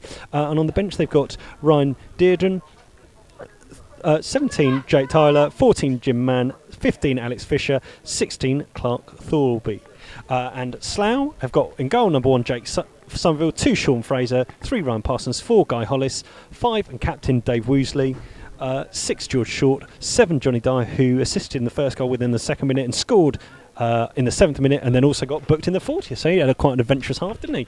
8, James McClurg, 9, Ed Smith, who got taken off after approximately 30 minutes after going 2 goals to the good, 10, Warren Harris, and 11, Jane Dobson, and Adam Cornell came on in the 30th minute as the referee Stephen Bates gets underway. On the bench we have 12, Ben Edwards, 14, Gareth Risbridger, 15, Jake Parsons, and 16, Steve Duff. And Slough, wearing all purple in their away kit, are shooting from left to right, slightly down the hill away from the tankers towards a number of Slough fans, and it'll be interesting to see if they've got their got a little bit of a telling off at half time and told to raise the tempos. Woosley picks up the ball on halfway and clears the ball long, gets underneath it a little bit, slices it, and it's out for a throw in to Ashford. The Ashford manager certainly making his feelings known and expressing his what he wants to be done. Ashford shooting from right to left, with Tobin wearing all yellow to our right, with their white and tangerine shirts, black shorts, and tangerine socks. We're sat on the side nearest the dugouts. Dugouts quite a distance apart here. Yeah, it is. It's seats about 150 here, and we've got a good view, though. We're quite elevated, but you're not missing much of the game at the moment.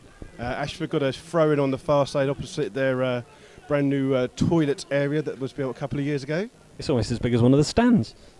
As the long throw-in comes up the line, and underneath it was Parsons, and McClurg just tidying up in midfield, misplaces his pass out to Parsons, and it'll give Ashford an attacking throw-in, and the manager there, Ben Murray, getting behind his players, trying to encourage them early on. I think they did spend an awful long time in the change room. I think they've probably got the absolute air blasted into them. Yeah, they're quite a young team, but they've got a couple of experienced players in, especially the centre-back, Russ Canderton, and Cornerton and Mullen at the back, and Waite in midfield as kick from Somerville comes out, and Harris picks the ball up and goes after Mullen, but Mullen hooks out a leg and will put the ball out for a throw into Slough, far right hand corner. Slough now getting some support from behind that goal to our right as the throw's taken by Fraser to Harris. Dave in the right corner. Fraser will get it back. Fraser crosses low ball in, dummied by Cornell, hooked clear, left-footed by Captain Cornerton up to midway. And now Hollis facing back towards his own goal with Kazi all over the back of him, fouling him left, right and centre. And Hollis wins the free kick. And the manager there for Ashford isn't at all happy with that, as you may have heard some colourful language. Apologies that I may have pointed my microphone in that direction. But yeah, that didn't help, did it, John? I don't think it did. As Waite wins the free kick in midfield, but then Short has his pocket picked and then loses the ball to Moody, and Moody's got to be careful in there. He's been booked already. No rash challenges coming back. The ball's bouncing around on this hard surface, and Cornell does well to guide the path to Dobson. Dobson lobs the ball into the area, and Tobin has to be mindful of that bounce because it really kicked on. Yeah, it did, and he's caught that just on the line and stumbled back, kept it off. Did the same thing in the first half as well, where he'd caught a ball from a Smith lob, and he almost stumbled over his own goal line again.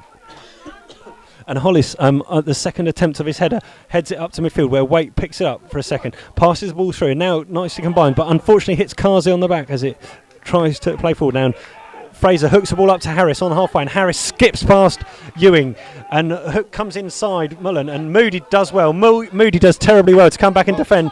Concedes the corner, but he was working like a Trojan. He was, but he done so well to get the ball off Warren Harris there, but as he cut back, he cut into the path for Johnny Dyer, and Johnny Dyer was quite unlucky not to get that ball there. Yeah, so Slough corner, near side to us now, which Dobson doesn't seem to be making a particular hurry over there to take in his bright boots. It'll be an in-swinger. Jake Parsons just warming up in front of us. I'm sure he'll get some game time this afternoon.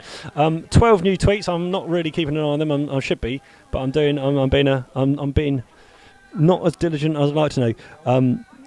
Chertsey are losing 2-0 at home to North Greenford. Corner come in. George Shortney picks it up at the. It's out for another corner. And another corner there.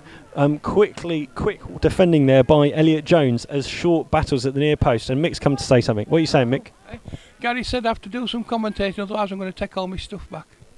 Okay, you can go home now then. I don't know what he's doing now. Okay. Bye, Mick. He's come for his sandwiches. Have you got not his your little glasses? chair there? Sit there. Corner. Over Short's head and well headed clear there by Tobin. We can ask for the occasional Mick comment. He's in his own little box, which is the best place to put a Yorkshireman, I think. Dobson tries to flick the ball down the line, but there's a lot more energy and passion early on here from Ashford in the first few minutes of this second half. Yeah, Dobson had a very good first half, and he was attacking every time he got the ball. Personally, would like to have seen him get to the byline a little bit more and create a little bit of havoc and get that opportunity for himself, but he's having good influence on this game today. Northwood 0, Marlow 5. Marlow blow absolutely hot and cold at the moment. You wouldn't think that, would you? How you wouldn't have predicted that? As Ashford now have the opportunity to break, they've got plenty of players forward on the halfway line. Ball played out right to Tobin, but Tobin's misplaced pass. Parsons picks it up. Now Parsons and Tobin on halfway, battling the ball away. Braunton looks open, tries to flick the ball through left to Beadle, but Fraser. Excellent defending as ever. Cuts the ball out. Gets a flick to Cornell. And Cornell now has the opportunity to put it into the path of Harris. And Harris is driving into the edge of the box. He'll pull the trigger. He pulls the trigger. It's a cross goal, but just left the line of the pitch. But excellent run there. Shame there, John. He's clean through with the keeper to beat. And he hasn't decided whether he's going to cross it or shoot it. And he's put it across the goal. Johnny Dyer can't reach it. And it's gone past the keeper, but just wide of that far post. Very entertaining. How's the view down there, Mick? He's saying good. He's having a sandwich. He's a Yorkshireman. He's in a little sheltered area. So I hope Gary gets a photo of him. He really should. We're just waiting for Tobin to take the goal kick. Is your flag one of those flags there behind his goal? No, it's a yellow and blue one which has disappeared. It had all the money in. So hopefully you'll take that back with me later. Yeah, hopefully that happens. There's a number of Ashford fans behind the goal to the left with their tangerine and white flag. Very nice it is too. The weather seems to be coming in. I hope it doesn't rain. They're not Ashford fans, unfortunately, John. Two of those are Slough fans from the disabled section. So well, there's at least one in Ashford fan. There's one guy in an Ashford shirt there who's supporting his team breaking the ball. Breaking inside their own half. Woosley in attendance, but ball falls through to Hollis. Has just overrun by Reece Price there, and Hollis now advancing out from the back. Ball played through towards Cornell, and Cornell flicks it onto, takes it out to right. Cornell now right edge of the box, chips the ball across. It was a cross, but it nearly lobbed over the far post into Tobin, but it just went out harmlessly. I think the fans are giving him a bit more gratitude than perhaps he's entitled to. It bobbled up and he sliced that cross. Yeah, it did the same kind of thing before as Warren Harris there. The ball went in and it looked like a chip and it looked like a cross. It was neither, and it's gone out for a goal kick. And the keeper's wasting time yet again. He's obviously playing for this 3-0 defeat, keeping the score down to soften their blows. Yeah, I mean, Slough, I was saying in the first half, Slough could really do well with trying to up the goal difference potentially if it comes down to it at the moment. I mean, they've had 93 goals scored before this game. They've obviously scored 3 very early, quick succession, taking us up to 96. I'd love them to break the 100 on our watch today. That would be fantastic. Be another North Greenford. Exactly. And hopefully without conceding, as Warren Harris just gets the ball caught up under his feet down in front of us and runs the ball out, and Ewing will have the opportunity to throw the ball clear. Lots of noise from the Ashford bench. Meanwhile, a little bit more kind of settled on the Slough bench down there. There doesn't seem to be much activity from the Slough substitutes at the moment. I don't think there's any need to change it, as Fraser does well to win a header, sliced horribly by Waite, forward to Cornell. Cornell flicks the ball through to Johnny Dyer, but Johnny Dyer's just rocked on his heels because he didn't want to be caught offside, and the ball safely through to Tobin. Yeah, Tobin with the ball in his hand, kicking out. Kicks it long into the Slough half. And Woosley wins it again, but the ball's in the middle, and Fraser's got it, clears it out. And the wind is really picking up. Our papers are flashing around here, and And Short once gets a foot in, and McClurg, as ever, buzzing around today, tries to clip the ball out right to Harris, but picked off by Ashford. And now Hollis, with great composure, under a little bit of pressure there from Price, facing away from his goal, just flicks the ball back with the back of his head into Somerville's arms, and Somerville, grateful to have the ball, and clears the ball out, and it's going to hit us. It's going to hit us. It was quite close to taking out our power. I felt intimidated. What have you done to upset Jake Somerville lately? Well, I think it's probably something to do with those stupid white trainers he was wearing that he'd put in the washing machine before the game when we were having a little knock-up on the pitch. I was trying to tread on his toes, so I didn't expect him to actually try and hit me with a ball. And at least if he did, I didn't expect him to be so accurate as to get it that close. He's not normally that accurate. No, exactly. It's unusual for him. And he's now tried to chip a ball out left to Parsons from the quick goal kick which he took, and now Parsons has returned it just to test him a little bit. It's bobbling around inside just the edge of his penalty area. Now clears the ball up long towards Johnny Dyer. Johnny Dyer, a little bit of space, but beaten in the air by Cornderton, but picked up by McClurg. McClurg now out left to Dobson, who's in plenty of space. Dobson delivers the ball in towards the far stick. Harris after it. Harris tried to karate kick it back across goal, but it's beaten everybody, and I think it will go out for a throw to Slough, right in the far corner. Out for a throw and right in the corner there. We've played 10 minutes here in the second half at Ashford. It remains Slough 3 goals good, and in some of the other games around it, Rugby have taken the lead against St Ives.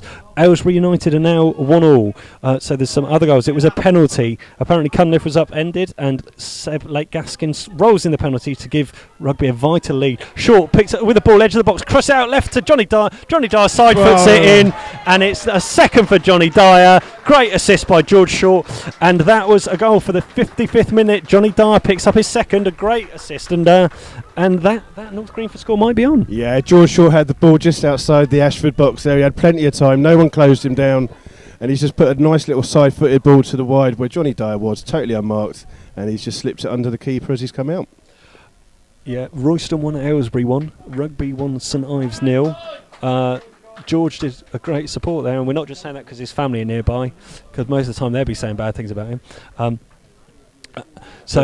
Looks like a bit of action on the bench for Slough. Jake Parsons looks like he's coming on. I had a quick chat with Jake at the beginning of the game.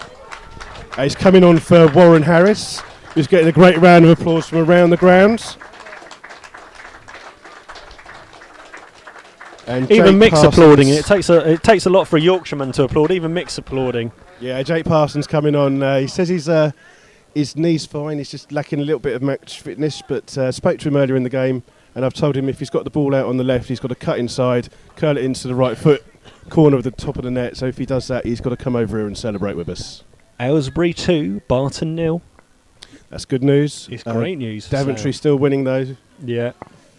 So there's some really good results coming in. It's going to be tight though. But if Barton lose again, that doesn't leave an awful lot of games for them to catch up. No, it's quite tight at the top though, isn't it, John? Because you've got out of the 6 teams, either team could win the league, or one of them is going to miss out on the playoff positions. Yeah, you're not missing anything on the pitch, by the way. The ball's harmlessly out for a goal kick. Somerville's going to take in front of the big petrol tankers to our left. The management team are just in discussions, I think, about their final substitutions. There's a reasonable attendance here, would you say? Perhaps, I don't know, close to 200? Yeah, I'd say there's got to be about 200 odd here. We had the AFC Hayes game, obviously, the last time we were away, and that broke the attendance record for their game. That was 212 there. Yeah, I saw that, and it's always good to beat Kettering, because Kettering are an amazingly well supported club up in the Midlands. As Cornell manages to control the ball, pass it back to Parsons now has an opportunity down the right, just keeps the ball in, but I think asking a lot for Johnny Dyer, who's now on a hat-trick and well marshalled out there by Mullen to the back post. But yeah, I think the Slough fans have really started to kind of come out, and I think this winning run, 5 games before today, this is the opportunity to go 6 in 6. It's a great carrot for people to come out and watch. There's a team are really pushing for those playoff positions and potentially even an outside chance for the championship. They're not very vocal at the moment, John. I think because they're in the non-shouted end, there's no effort to make any noise because you're not going to hear anything. Do you have any thoughts looking ahead potentially? I know hopefully we won't be classed as arrogant, but do you have any thoughts looking ahead as to whether you'd prefer a home semi-final, or do you think, sometimes the fans are a little bit more vocal away from home? I think I'd rather just win the league, actually, John. You'd rather just, yeah. But if you couldn't win the league, which may be unrealistic. It's difficult because our home form has actually been really good this season. Normally we don't have that, but the big problem will be the Beaconsfield pitch. Is they've got a car fair this bank holiday Monday coming, and that's going to tear the pitch up because all the cars and these vintage vans and bikes will be on the pitch. So it's not going to do a lot of good for the pitch. So maybe away games would be better. Yeah, and I think in terms of who you'd prefer to be playing, I think at the moment, I think you'd probably want to avoid Kettering, who seems to be on an amazing run. I don't think you'd even fancy going to Dunstable because I know that's a challenging thing for me personally. I think you'd be looking probably to be preferable to go to, say, the likes of Barton, who perhaps aren't quite pushing as well as or Rugby, whose form seems to be not where it was, and it would be very interesting to see next Saturday when we're both at Holloway's to see how that comes off as Fraser just hooks the ball back to Somerville, who deals well with a bouncing bobbly ball, sticks it up in the air, and it's held up slightly by the wind, which is in Slough's face this second half, and the ball's bobbled around on the halfway line, picked up by Moody with Parsons in attendance, Jake Parsons in attendance, and McClurg buzzing around. George Short now puts a foot in and win the ball back. Simple out to McClurg. Now Dobson on halfway line. Back to Ryan Parsons. Ryan Parsons touch inside to George Short. Flicked without looking blind. And now Moody or Waite will have the opportunity, but touch deserts him. And now flick forward to Jake Parsons on the right, who beats Moody. Flicks the ball out to Scott. Unfortunately, a Fraser who just stepped over the ball, a little bit disappointed with himself, might have uttered an expletive, hope you didn't hear it. Northwood have scored a goal against Marlow. It's unbelievable. The fight back continues. It's going to be 5-5. It might not be 5-5. I doubt that very much. Ball's in Jake Somerville's hands. He's just going to roll it out and give it a bit of a launch, but the wind is affecting this game. And it's driven quite low outright towards Johnny Dyer. Johnny Dyer heads the ball on well to Cornell. Cornell in the edge of the box, back to goal. Seemed to bounce up and hit the hand there of Conter, but not much. Now far side of the ball, Dobson clips the ball back across the box, but it's too deep, out for a goal kick, and danger averted. It's unlucky there for Dobson. He's just tried to clip that out and just curled out, but the goalkeeper's not having a very confident game. First half we were behind the goal, just giving a bit of rib tickling, I think the words would be that you'd say. Didn't respond, didn't laugh, and didn't enjoy some of the banter. Oh dear. Apparently, on some of the chat room, apparently Paolo Rebels likes JD, but he likes him with Coke. I'm not sure how to take that, but I'm presuming he's talking about Jack Daniels. Not the bloke from Blue that was in the papers this morning for his Coke, then. No. Although apparently he might like Coke, but that might be different. Anyway, I'm sure this... Oh, can we be done for libel? I expect we probably can. So anything that allegedly, yes, allegedly not true, load of rubbish. We don't know even what we're talking about. As the ball breaks for Slough on the right hand side, Jake Parsons in front of the Ashford dugout, 2 men in, 2 deep, comes inside, passes the ball simple to Dobson, edge of the box, tries to cut back inside. He's heading the wrong way away from goal with his left, cuts back, chips the ball across. Johnny Dyer looking for his hat-trick, edge of the box. Jake shins a shot and it goes out. And by Jake, that is Jake Parsons, shins the shot from the edge of the 18-yard box, out for a goal kick. Slough, let's remind ourselves, of 4 goals to the good. Johnny Dyer bagged a brace and Ed Smith bagged a brace in all of 4 minutes to start Slough with an amazing pace before getting substituted on the 30th minute to avoid a booking which would mean that he'd be suspended, and the booking period ends tomorrow. So as long as he doesn't argue with anyone or from the touchline or do anything stupid, get involved in a brawl, Ed Smith will be available for the playoff games. Pressure then applied well by McClurg, forces Ewing into an error. That's a shank there by Ben Ewing. Any relation to JR? Not with shooting like that, I'm afraid, John. Apparently, yes.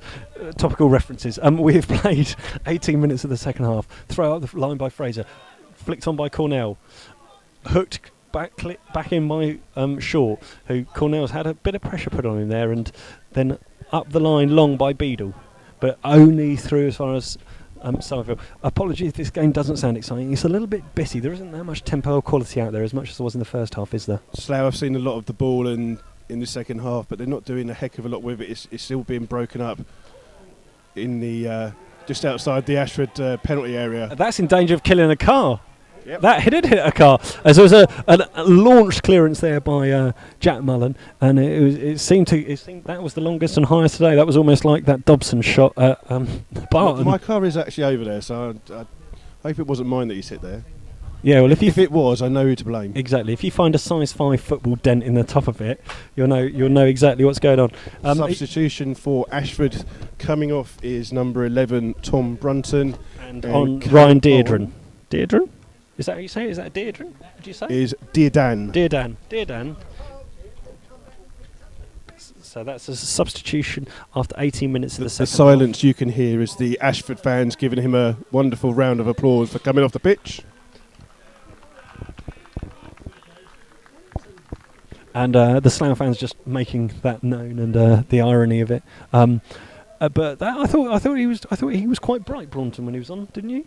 He looks like a good player, but he's a lot of these Ashford young players are quite slim in build. So I think the likes of McClurg easily knock them off the ball. Yeah, I think they're quite young and inexperienced, and also I don't think there's an awful lot of money or budget here. So I think I think this isn't suiting them that well at this time of year, and I think they'll do well to stay in this division. I mean, there's languishing. It's a shame, John, because it's always a nice club to come to, Ashford, and the people here are really good, and they do deserve better than what they've got at the moment. Yeah, and it's been a real change in fortunes this season compared to where they were last season. Happily sat in mid-table. No real issues last season at all. But this season, languishing, having only scored 20 odd goals, conceded huge amounts. It's a real change in fortunes for them.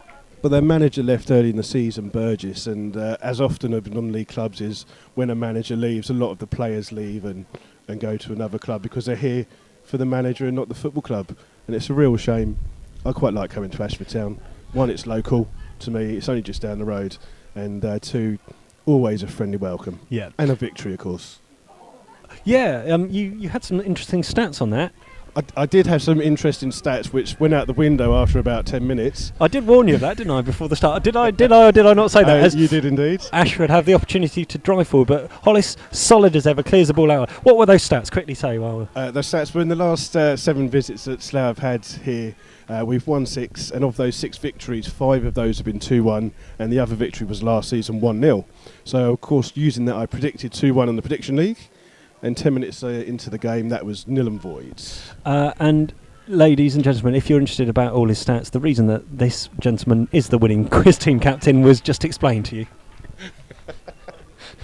Well, I can tell you there's only one person in the prediction league that's actually in it at the moment, and that's a gentleman by the name of Reading Rebel who predicted 5-0. And as we came into the ground, we all laughed at him and ribbed him for predicting such a result, but he's only 1 goal away. Ashford have a corner on the far side, delivered in towards the far post. Somerville dropped it, but Jake Parsons cleared it off the line.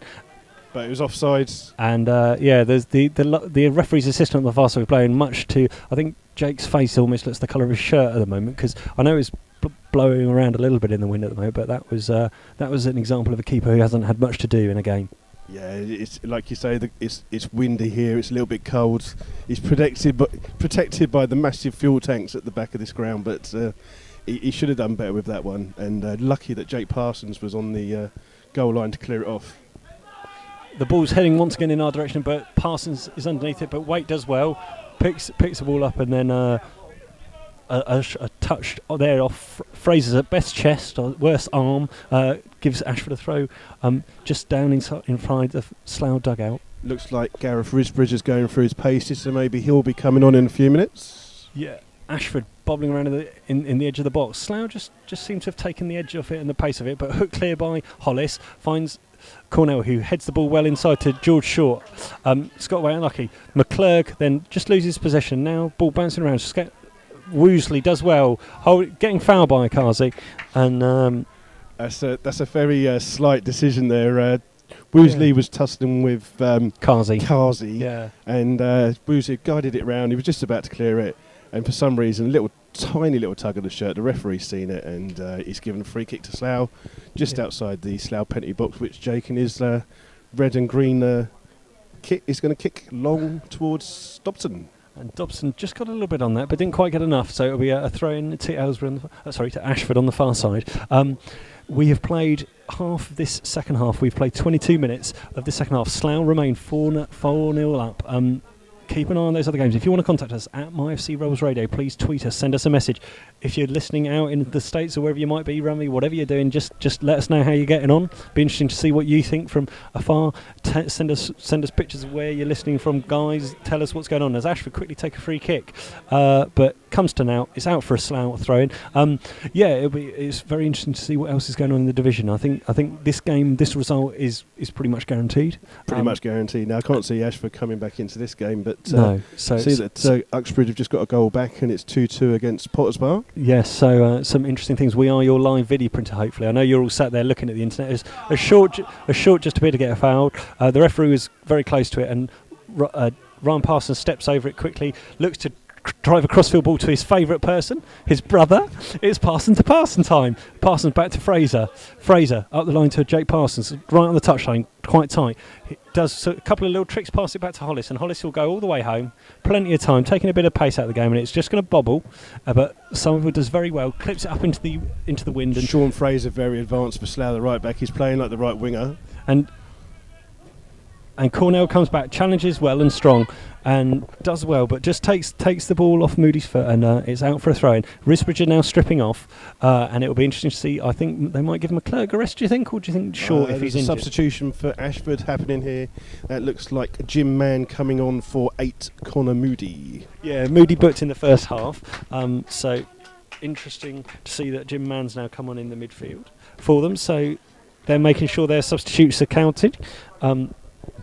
And Slough look like they're ready to bring on 14 Gareth Risbridger, but it won't just happen just as yet. They're holding forth, I think, till this defensive play's over as Risbridger just makes himself ready. He's a very slight, gangly figure, isn't he, Risbridger? He is indeed, but he's a cracking player. And he's class on the ball. Chatted to him again before the game, and I've told him to shoot as a tactic. I think he's got it in his locker, but he's got to get into the game yet. As Parsons does a number of tricks, gets out of a tight corner, passes the ball up long, and then a wild slash from Conrtinue, who doesn't look the best quality at the moment. Back to the keeper, it's bobbling around there. He's had a heavy touch, gives it back to Conrtinue. Conrtinue controls it. Class football by Ashford, that is. Who long ball forward and Fraser's underneath it well, but it only finds Beadle crossfield ball, but Ryan Parsons picks the ball out well, and the ball's bobbling around. This first touch from Mann on the ball in the centre of midfield. Waite now in there, heads it back to Ewing now, left-footed, driven ball forward into the corner. Kazi flicks it up in the air. He was offside though, and that will give Slough the opportunity to make their third and final substitution. McClurg is coming off for Gareth Risbridger. So McClurg's having a rest after 25 minutes of the second half. He gets a pat on the head from Baker and a pat on the back from John Underwood for a great piece of work today. He's done very well. Yeah, and Risbridger's just making his way forward. He's just been told he's got to pull. He's just been told off for the colour of his tape. This is how stupid football is nowadays. You've got to take off the colour of your tape because it's not the exact same colour as your socks. Yeah, he's got black tape on his purple socks and the not black tape on purple socks again. It's a criminal offence here in the football league. Yeah, Ashford. So so now his socks are going to fall down. So watch out for Gareth. He'll get stopped for that, for not having his socks up, and his shin pads will fall out. As Johnny Dyer's still interested to show his to try and get his hat trick, as Scott Harris and his son just make their way through. His son was clearly picking up his. His son's going to come over and hit me in a minute if I'm not scared. He's apparently like his dad, always up for it. His son was putting him in the back of the net at the pre-match kickabout there. Yeah. Parsons driving into the box on the right hand side, using his strength. Passes the ball out to Fraser. Fraser, right edge of the box, takes an extra touch round, drives the ball in low. Well cleared by Waite on the edge of the box, but only as fast as Risbridger. First touch, takes the ball, will deliver a chip ball towards the far stick. Attacked by Short, but just underneath it. And now Ashford have an opportunity to attack on the right hand side. And bring it out for Ashford. Cuts it back inside to Mann. And Mann now back to right back Jones. But Johnny Dyer's come yet again and picks it up and then loses it.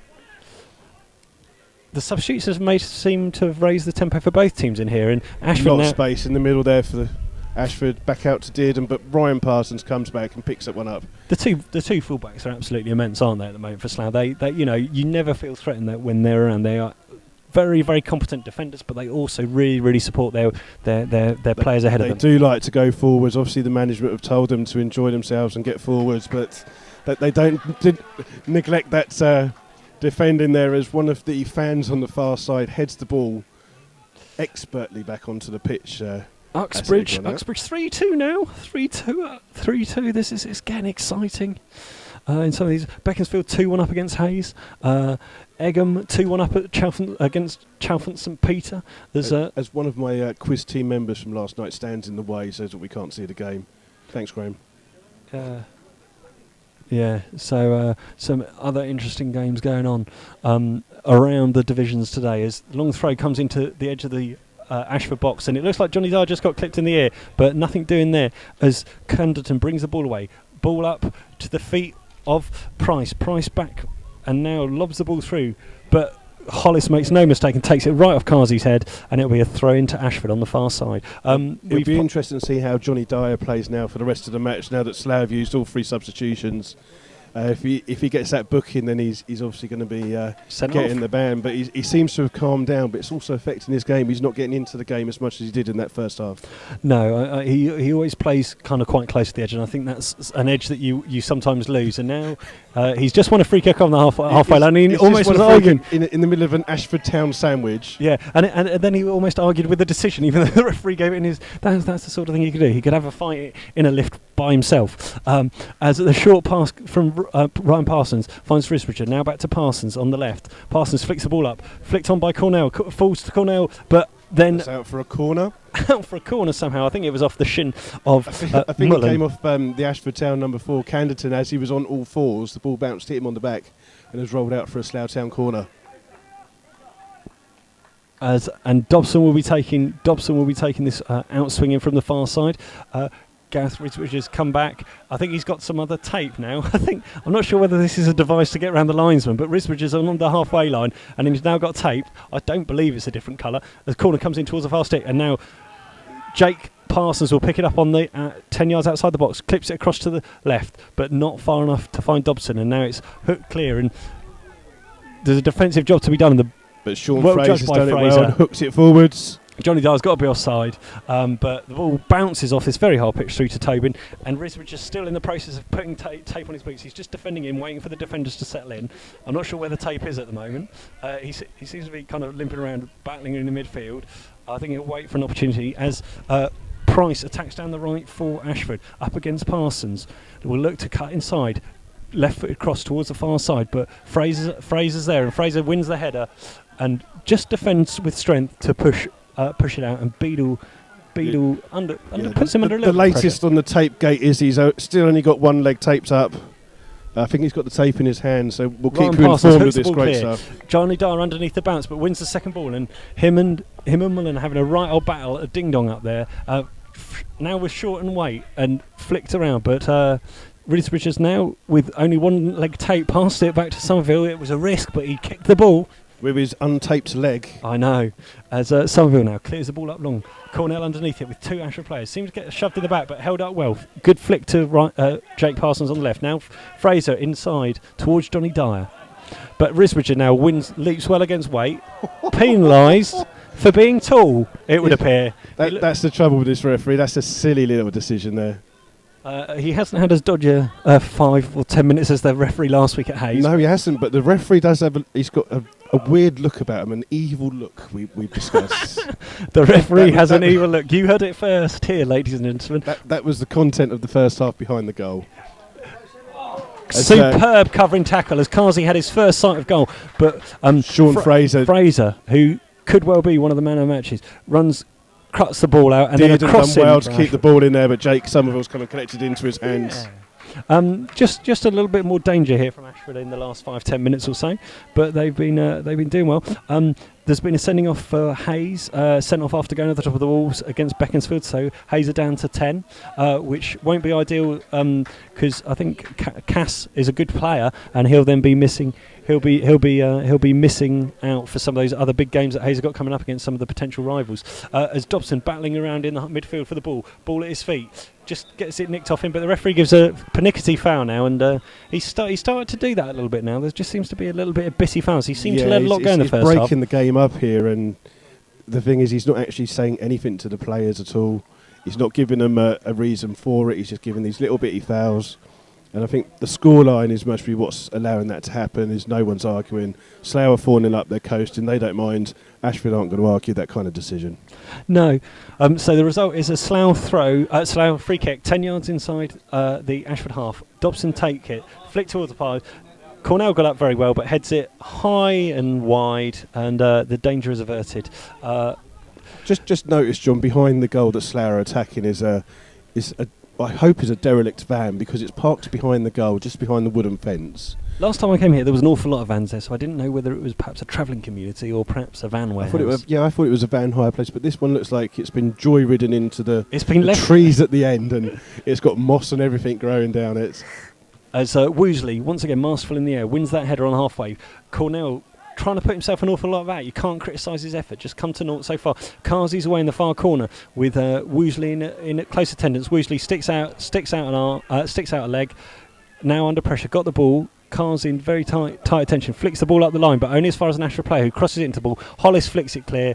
Now Jake Parsons has it, 10 yards outside his own box, pass it out right to Fraser, and Fraser will have the opportunity to have a run. He cuts the ball back to Jake Parsons on halfway. Jake Parsons clips the ball into the corner for Fraser to get after. Fraser up against Ewing. Fraser uses his strength and just levers Ewing off the ball. Now Fraser sticks the ball up towards the back post. Dobson arriving late, heads the ball up in the air, and now Parsons, Ryan variety this time, out to short, and there's a head injury back in the penalty box as a result. Injury is to an Ashford player. I think that's the right back, Jones, if I'm not mistaken. So we've played almost 35 minutes of this second half.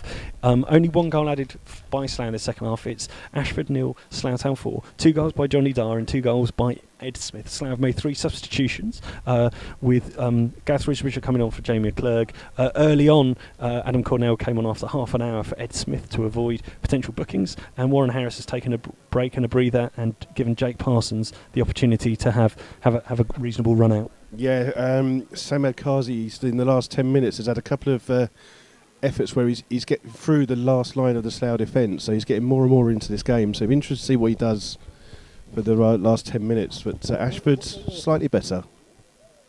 You're right, Dan? So it's still treatment here to the Ashford Town player at the moment. They're indicating a substitution. The goalkeeper's just indicated that the guy is not going to be able to continue. It looks like it's a head or a neck injury, but we're not sure how bad it is. No, there's the manager whilst that was going on is just having a word with one of the substitutes just to see, and there's another player now having another coach or another father perhaps figure just having a little word with him. I think that's Connor Moody that came off earlier. Yeah, they're just having a little word with him. He's not altogether happy, but there's another substitute who's just stood closer to the dugout that one of the coaches was having a word with, who I think will be coming on. Number 2 who's injured, Elliot Jones. Yeah, and I think Alex Fisher's going to be the man to replace him, who's been briefed. It looks like it's a shoulder injury, actually, John. It's collarbone, possibly. Possible the way he's landed. This pitch is very hard in the penalty areas. It doesn't look like it's been watered or sanded, and it looks like he maybe have done a bit of damage to his shoulder there, I'm afraid. We've put him in the cheap seats. Huh? I know. You've got to take a photo of that. We've left Mick down.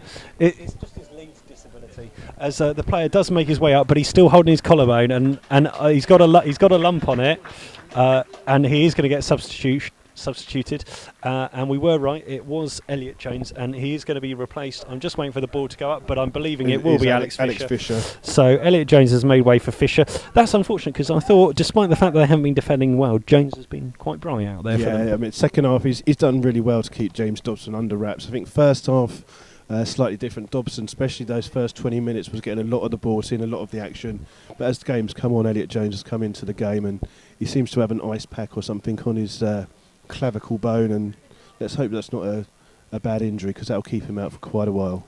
Yeah, I think if it is that he's just making his way down here, and it looks like he's got some ice on it, and if it is that, I suspect that he'll be off. There's not a lot you can do about it. Sling it and then just leave it for 4 to 6 weeks to heal itself. So. And Ashford just kicked the ball back to Jake Somerville for the restart there for the drop ball. And we're in about the final 10 minutes of this game. It's kind of petering out a little bit. That honestly, after the first 10 minutes, there hasn't been real much of a competition. Ball bouncing around, and now Fraser clips the ball up towards Cornell. Cornell flicks the ball on to Johnny Dye, who's in search of his hat-trick, but headed well clear by Mullen. Risbridger picks it up again in midfield, hooks the ball out left to Dobson, and now Dobson up against the Adrian, who's out now there. Dearden, who's out there playing the right back position, tries to cross the ball in, but it's Got blocked. a corner for that one. Yeah. There's a lot of bright boots on display today, isn't there? There's some blues, there's some yellows, there's all sorts. I see Jake Parsons got white and black, predominantly white with a little bit of black on his as well. Short's gone for the traditional black as Dobson, yellow and red, looks to on the far side deliver the corner in, and Risbridger's making his way forward. Hollis is staying back. I think his leg's still a little bit tight after that half-time break, but it's good to see he's not under too much pressure. Low driven corner goes back to Dobson now for a second attempt, floated towards the far post, but it's gone out. Yes, it's gone out. And it will be a goal kick to Ashford. What do you make of next week's challenge against Rugby? It'd be interesting actually, John, because the last couple of times that we played Rugby away, we've beaten them 4-0. But at home, our last time we played them, they won 3-2. Then I was doing the stewarding in the players' tunnel at the end of that game, and the reaction of the Rugby players to that victory was as if they'd just won the World Cup by beating Brazil 8-0. A bit like the Daventry celebrating after they drew 2-2. Yeah, a lot like that, but they were banging on the Slough Town dressing room and making it known that they'd beaten them. As the ball goes through to Cornell, edge of the box, left-footed clipped ball across in the direction of Risbridger, but well held by Tobin. That was a little bit better from Slough. All came from a good combination down the right-hand side, and the wind is absolutely howling now. It's fresh on cold. I need a coat. Tobin did really well there because the ball would have gone to Risbridger at the far post unmarked. Risbridger, clever reverse ball, finds Johnny Dara. I don't think he's offside. Don't kick the ball away, Johnny. Don't argue. But that looked like a terribly tight decision there.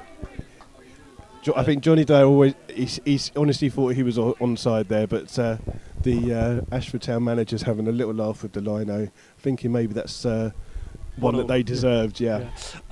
There is a penalty to Leighton at Daventry, but I think that Daventry still lead 2-1. There has been a second goal for Kettering. Kettering are now 2-0 up to Daventry. To Dunstable, so that'll be a fantastic result. In the goals game with goals, Northwood now 2, Marlow 7. Yes, that is 7. So a hell of a lot of goals down at Northwood. If you want to see that, as the free kick's taken long, the ball's bouncing around at the edge of the Slough box. Yet to be cleared, Risbridger flicks out a long right leg and hooks it up to Dobson. Still midway inside his own half, loses out there to one of the substitutes. Jim Man, that was crossed in, but Hollis once again comes out strong with the ball. Passes the ball out left to out right to Ryan Parsons, and Jake Parsons running inside, flicks the ball out right. Johnny Dare interested. The captain Conrtinue that comes across, no nonsense, clears the ball out, and Fraser will have the throw in on halfway. Bakes will go and shepherd the ball. Best pass I've ever seen him made. Back to Fraser. I think the best pass he made was last night at the quiz night, I'm afraid, there, John. Was it when he passed most of his questions? Yep. I'd have thought. We should, yeah. Certainly masterminded, it ain't, should we say. Yes, Leighton 1, Daventry 2, so that will be an interesting last five minutes there. A penalty, not sure whether it was against the run-up pay or anything, but that's all we're getting through on Twitter. Beaconsfield 4, AFC Hayes 1. AFC Hayes goes from bad to worse for them after being down to 10 men. Ball currently back with Tobin in the Ashford goal. As the wind picks up, it's still staying dry, but there's... It's awfully cold here. Ball bouncing around in midfield, and Risbridger heads the ball back, and then but there was a little bit of breakdown in communication between Hollis and Somerville. If Somerville had given an earlier shout, it would help, but harmlessly away in the end, and the ball's really pitched around almost like a training match, and now Cornell might be in up against just not far enough in, but he's doing well to win this. Cornterton's touch was bad though and gives Cornell opportunity, and then Cornell's was worse, and it's like someone's been injured. He's hit the ball straight out, and it's going to be it was a poor touch there, and as soon as he kicked it out, he's put his head in his hands and realised that and apologised to Jake Parsons. Royston 1, Aylesbury 2. In one of the other games, and if that stays as it is, I think that's pretty much Royston out of it as well. I know they're not really that close to the playoffs at the moment, but if they lose today, they'll be really off the pace. Kettering winning as well will put even greater distance behind it, as Risbridger tries to win the ball in midfield, but left-footed ball off towards the left. But Ryan Parsons now hooks the ball forward, and it might fall through. But McMullen passes it to Conderton. Conderton up to Waite left field, but won by Ryan Parsons, out for a throw into Ashford. And the game's really going through the motions at the moment. The last few minutes, tempo from Slough has been not what we're used to, I'm afraid. They're obviously just taking it easy, making sure to get no injuries, playing sensibly. Yeah, and I think it would be great at the moment for the defensive back four and the keeper if they don't concede a goal here. But as Ewing advances down the left, 10 yards inside the Slough half, inside ball to the substitute of Mann. And Mann now back to Ewing. And Ewing, ball to the box, headed down in the direction of Carsey, but turned. But Fraser, who for me has been one of the man of the match today. He's been everywhere. He's been sharp. Excellent. Up to Cornell. Cornell holds it up. Parsons now got a little bit of time on the near side. Jake Parsons on halfway, turns back. Short ball to... playing some nice triangles here between Parsons and Fraser and Risbridger, who looks a touch class. Now, once again, holding the ball, they're passing it. They're being encouraged to pass the ball. Risbridger sliced that one slightly. He was looking towards Ryan Parsons out at left back, and instead it's only fallen as far as Beadle, who's vantage through midfield, passes the ball out right towards Price, and Price just keeps it in on the far side with Ryan Parsons in attendance. Cuts back inside. No mistakes there by Hollis. Left foot clearance goes up in the air, bouncing around, and once again ducks under it. Somerville's got plenty of time. Yeah, just an update on the tape gate there is Gareth Risbridger now has both feet and socks taped in purple. Royston 1, Aylesbury 2 still. They're into the 4 minutes of injury time. 4 minutes of injury time at Kettering. So it looks as if Dunstable are going to be defeated, which will give Slough that opportunity, but Kettering, if they win all their games in hand, will be pushing close. So no let up here as Johnny Dyer's got the ball on the near side. Slough now playing tiki-taka football. It's almost like watching Barcelona or something like that. But Fraser gives the ball away. Now Hollis on the halfway line just puts enough pressure on their player, but Riz passes the ball to Fraser. Fraser hooks the ball up the line, has Jake Parsons interested. Jake Parsons cuts the ball inside, goes into the box, cuts the well again, still got the ball at his feet, Jake. Chips the ball towards the far post. There's no one there. I tell you before the game, I told him to shoot. He's gone and crossed it to the invisible man at the back post. Dobson wasn't there. It was way over Cornell's head, and it was out harmlessly. But since Risbridger's come on, the tempo seems a lot better from Slough in terms of just keeping the ball, doesn't it? He seems to have influenced them on the way. Risbridger's playing in more of the role that George Short was playing. And now George is playing forward, and now has the opportunity to break in the middle of midfield. They're looking to pass it. He's played an overcomplicated ball rather than the simple ball in the direction of Jake Parsons down the right, and it's out for a goal kick. There was the simple balls there, and he avoided about 2 or 3 of the simple balls. Fraser was calling for the ball, totally unmarked on the right, but George has gone for the glory pass, the Hail Mary into the corner for Jake Parsons to get to, but he's hit it a little bit too long there. Yes, Basel 3 legs, we are reading this. Royston 1, Aylesbury 2, Sickle 4, yes. We're reading that Kettering is still 2-0 up. It still looks like we haven't heard much from Barton for a while. Last we heard there, I think it was 2-1. As Dobson now passes a ball out right to Jake Parsons. Jake Parsons up in line with the touchline on the right. Ball bounces just before he crosses it very deep to Cornell. Cornell heads it back across goal. Hat-trick for Johnny Dyer in the final minute, in the 90th minute of the first half. He's third, Slough's fifth, all the points here, and we're now on 99 goals. My elusive 100's not going to come 98. today, is it? 98, is it? We were on 98. 93 before. Oh yeah, sorry. You My add an maths extra has goals gone on. wrong. But Jake That's why I'd never win a quiz.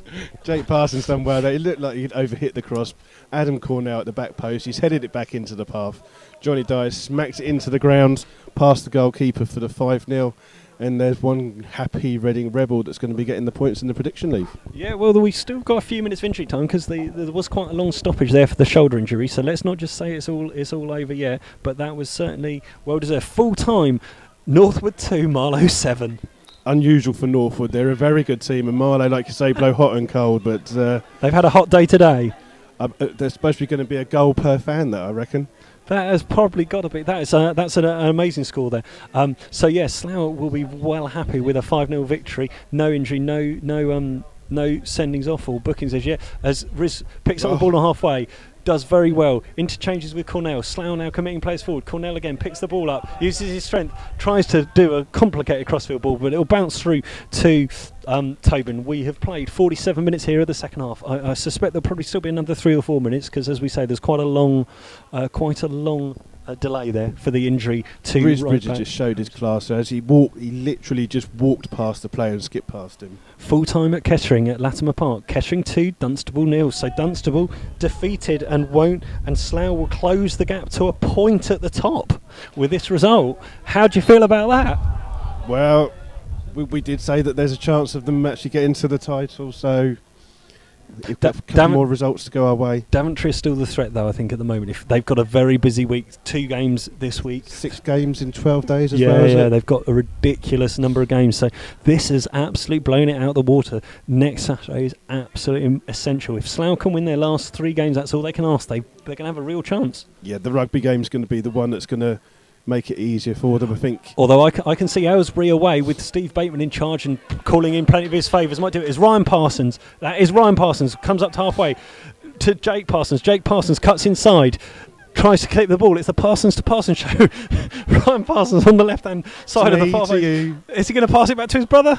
Let's just wait. He's gonna try. No, he's heading back towards his own goal now. And out to Dobson, who's in the left-back position. Dobson to Ryan Parsons out left. Ryan Parsons has a little look, cuts back inside to Risbridger. Simple ball. Slough now just controlling the ball, taking the sting. Risbridger, great crossfield ball. Unfortunately, Johnny Dyer's offside, and hopefully he won't. Hopefully. He's blasted that one over the top and wide, skewed it off, and everybody looked at the referee just to see if he was going to get his card out. Full time, Rugby 1, St Ives 0. So Rugby and Slough remain locked in second place, but Slough have improved their goal difference there. Full time, Leighton 1, Daventry 2. So Daventry again maintain their push. They've got another 3. They've got another 3 points there. So that's not ideal for Slough, but I still think Daventry must drop points in the next week if they're in those 6 games for Slough to have any chance. They've got some tough games though. They've got to play Kettering, I believe, and they've got quite a few away games. Yeah, and they haven't been as good on the road this season, so it'll be interesting to see. But some great results out there, hopefully, for Slough today. AFC Hayes finished 4-1, and that is that. We'll just stay on air for a few more minutes. Who would you make your man of the match?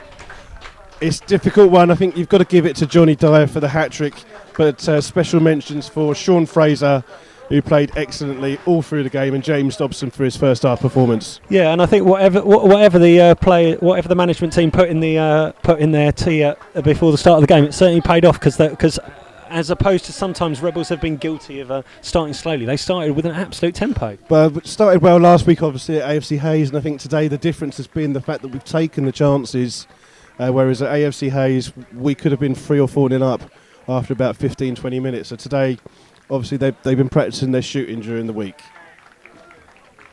Yeah, so some other interesting results coming in there. Daventry have won. Good to know that, Rummy, you are there. We always miss you wherever you are.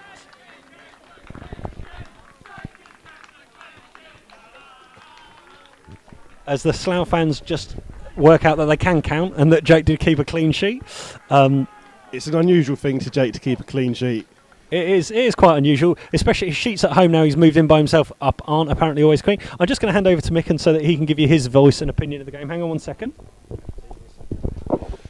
Yeah, so the Slough fans got getting my job back good now, appreciation from the players there, so they're all eking their way out now. Am I on? All right. Better second half from Ashford, but they still didn't threaten a great deal. I think we had a better second half as well and fully deserved the 5, to be honest. Very, very good performance. That last goal was tremendous. Dunstable lost 2-0, so things aren't looking too bad. A point behind. Presume Rugby won. But Slough got the momentum, 6 in a row. Yes. The big game will be next Saturday against Rugby Town. Yes, it will. You're going to be there, Adrian? Afraid so. Good lad. Well, I won't be, so you'll be there. My birthday. No, that's okay. Thank God for that. Yeah. Yes, I'm going to the pub. Bye. Yeah. So Mick's now been. Mick isn't wanted. He's gone now. He full-time Royston 1, Aylesbury 2, so that must end Royston's real hopes of making the playoffs. So not a lot to play for them now, but that they still have a big say in the promotion and title run-in. So we will say goodbye, and we'll wish you all well. Have a great week, and we will join you next Saturday at Ashford. Sorry, not Ashford. We're at Ashford. At Holloway's. Holloway's Park. Yeah, it's all bad. It's gone wrong, hasn't it? Right, thank you. Cheers.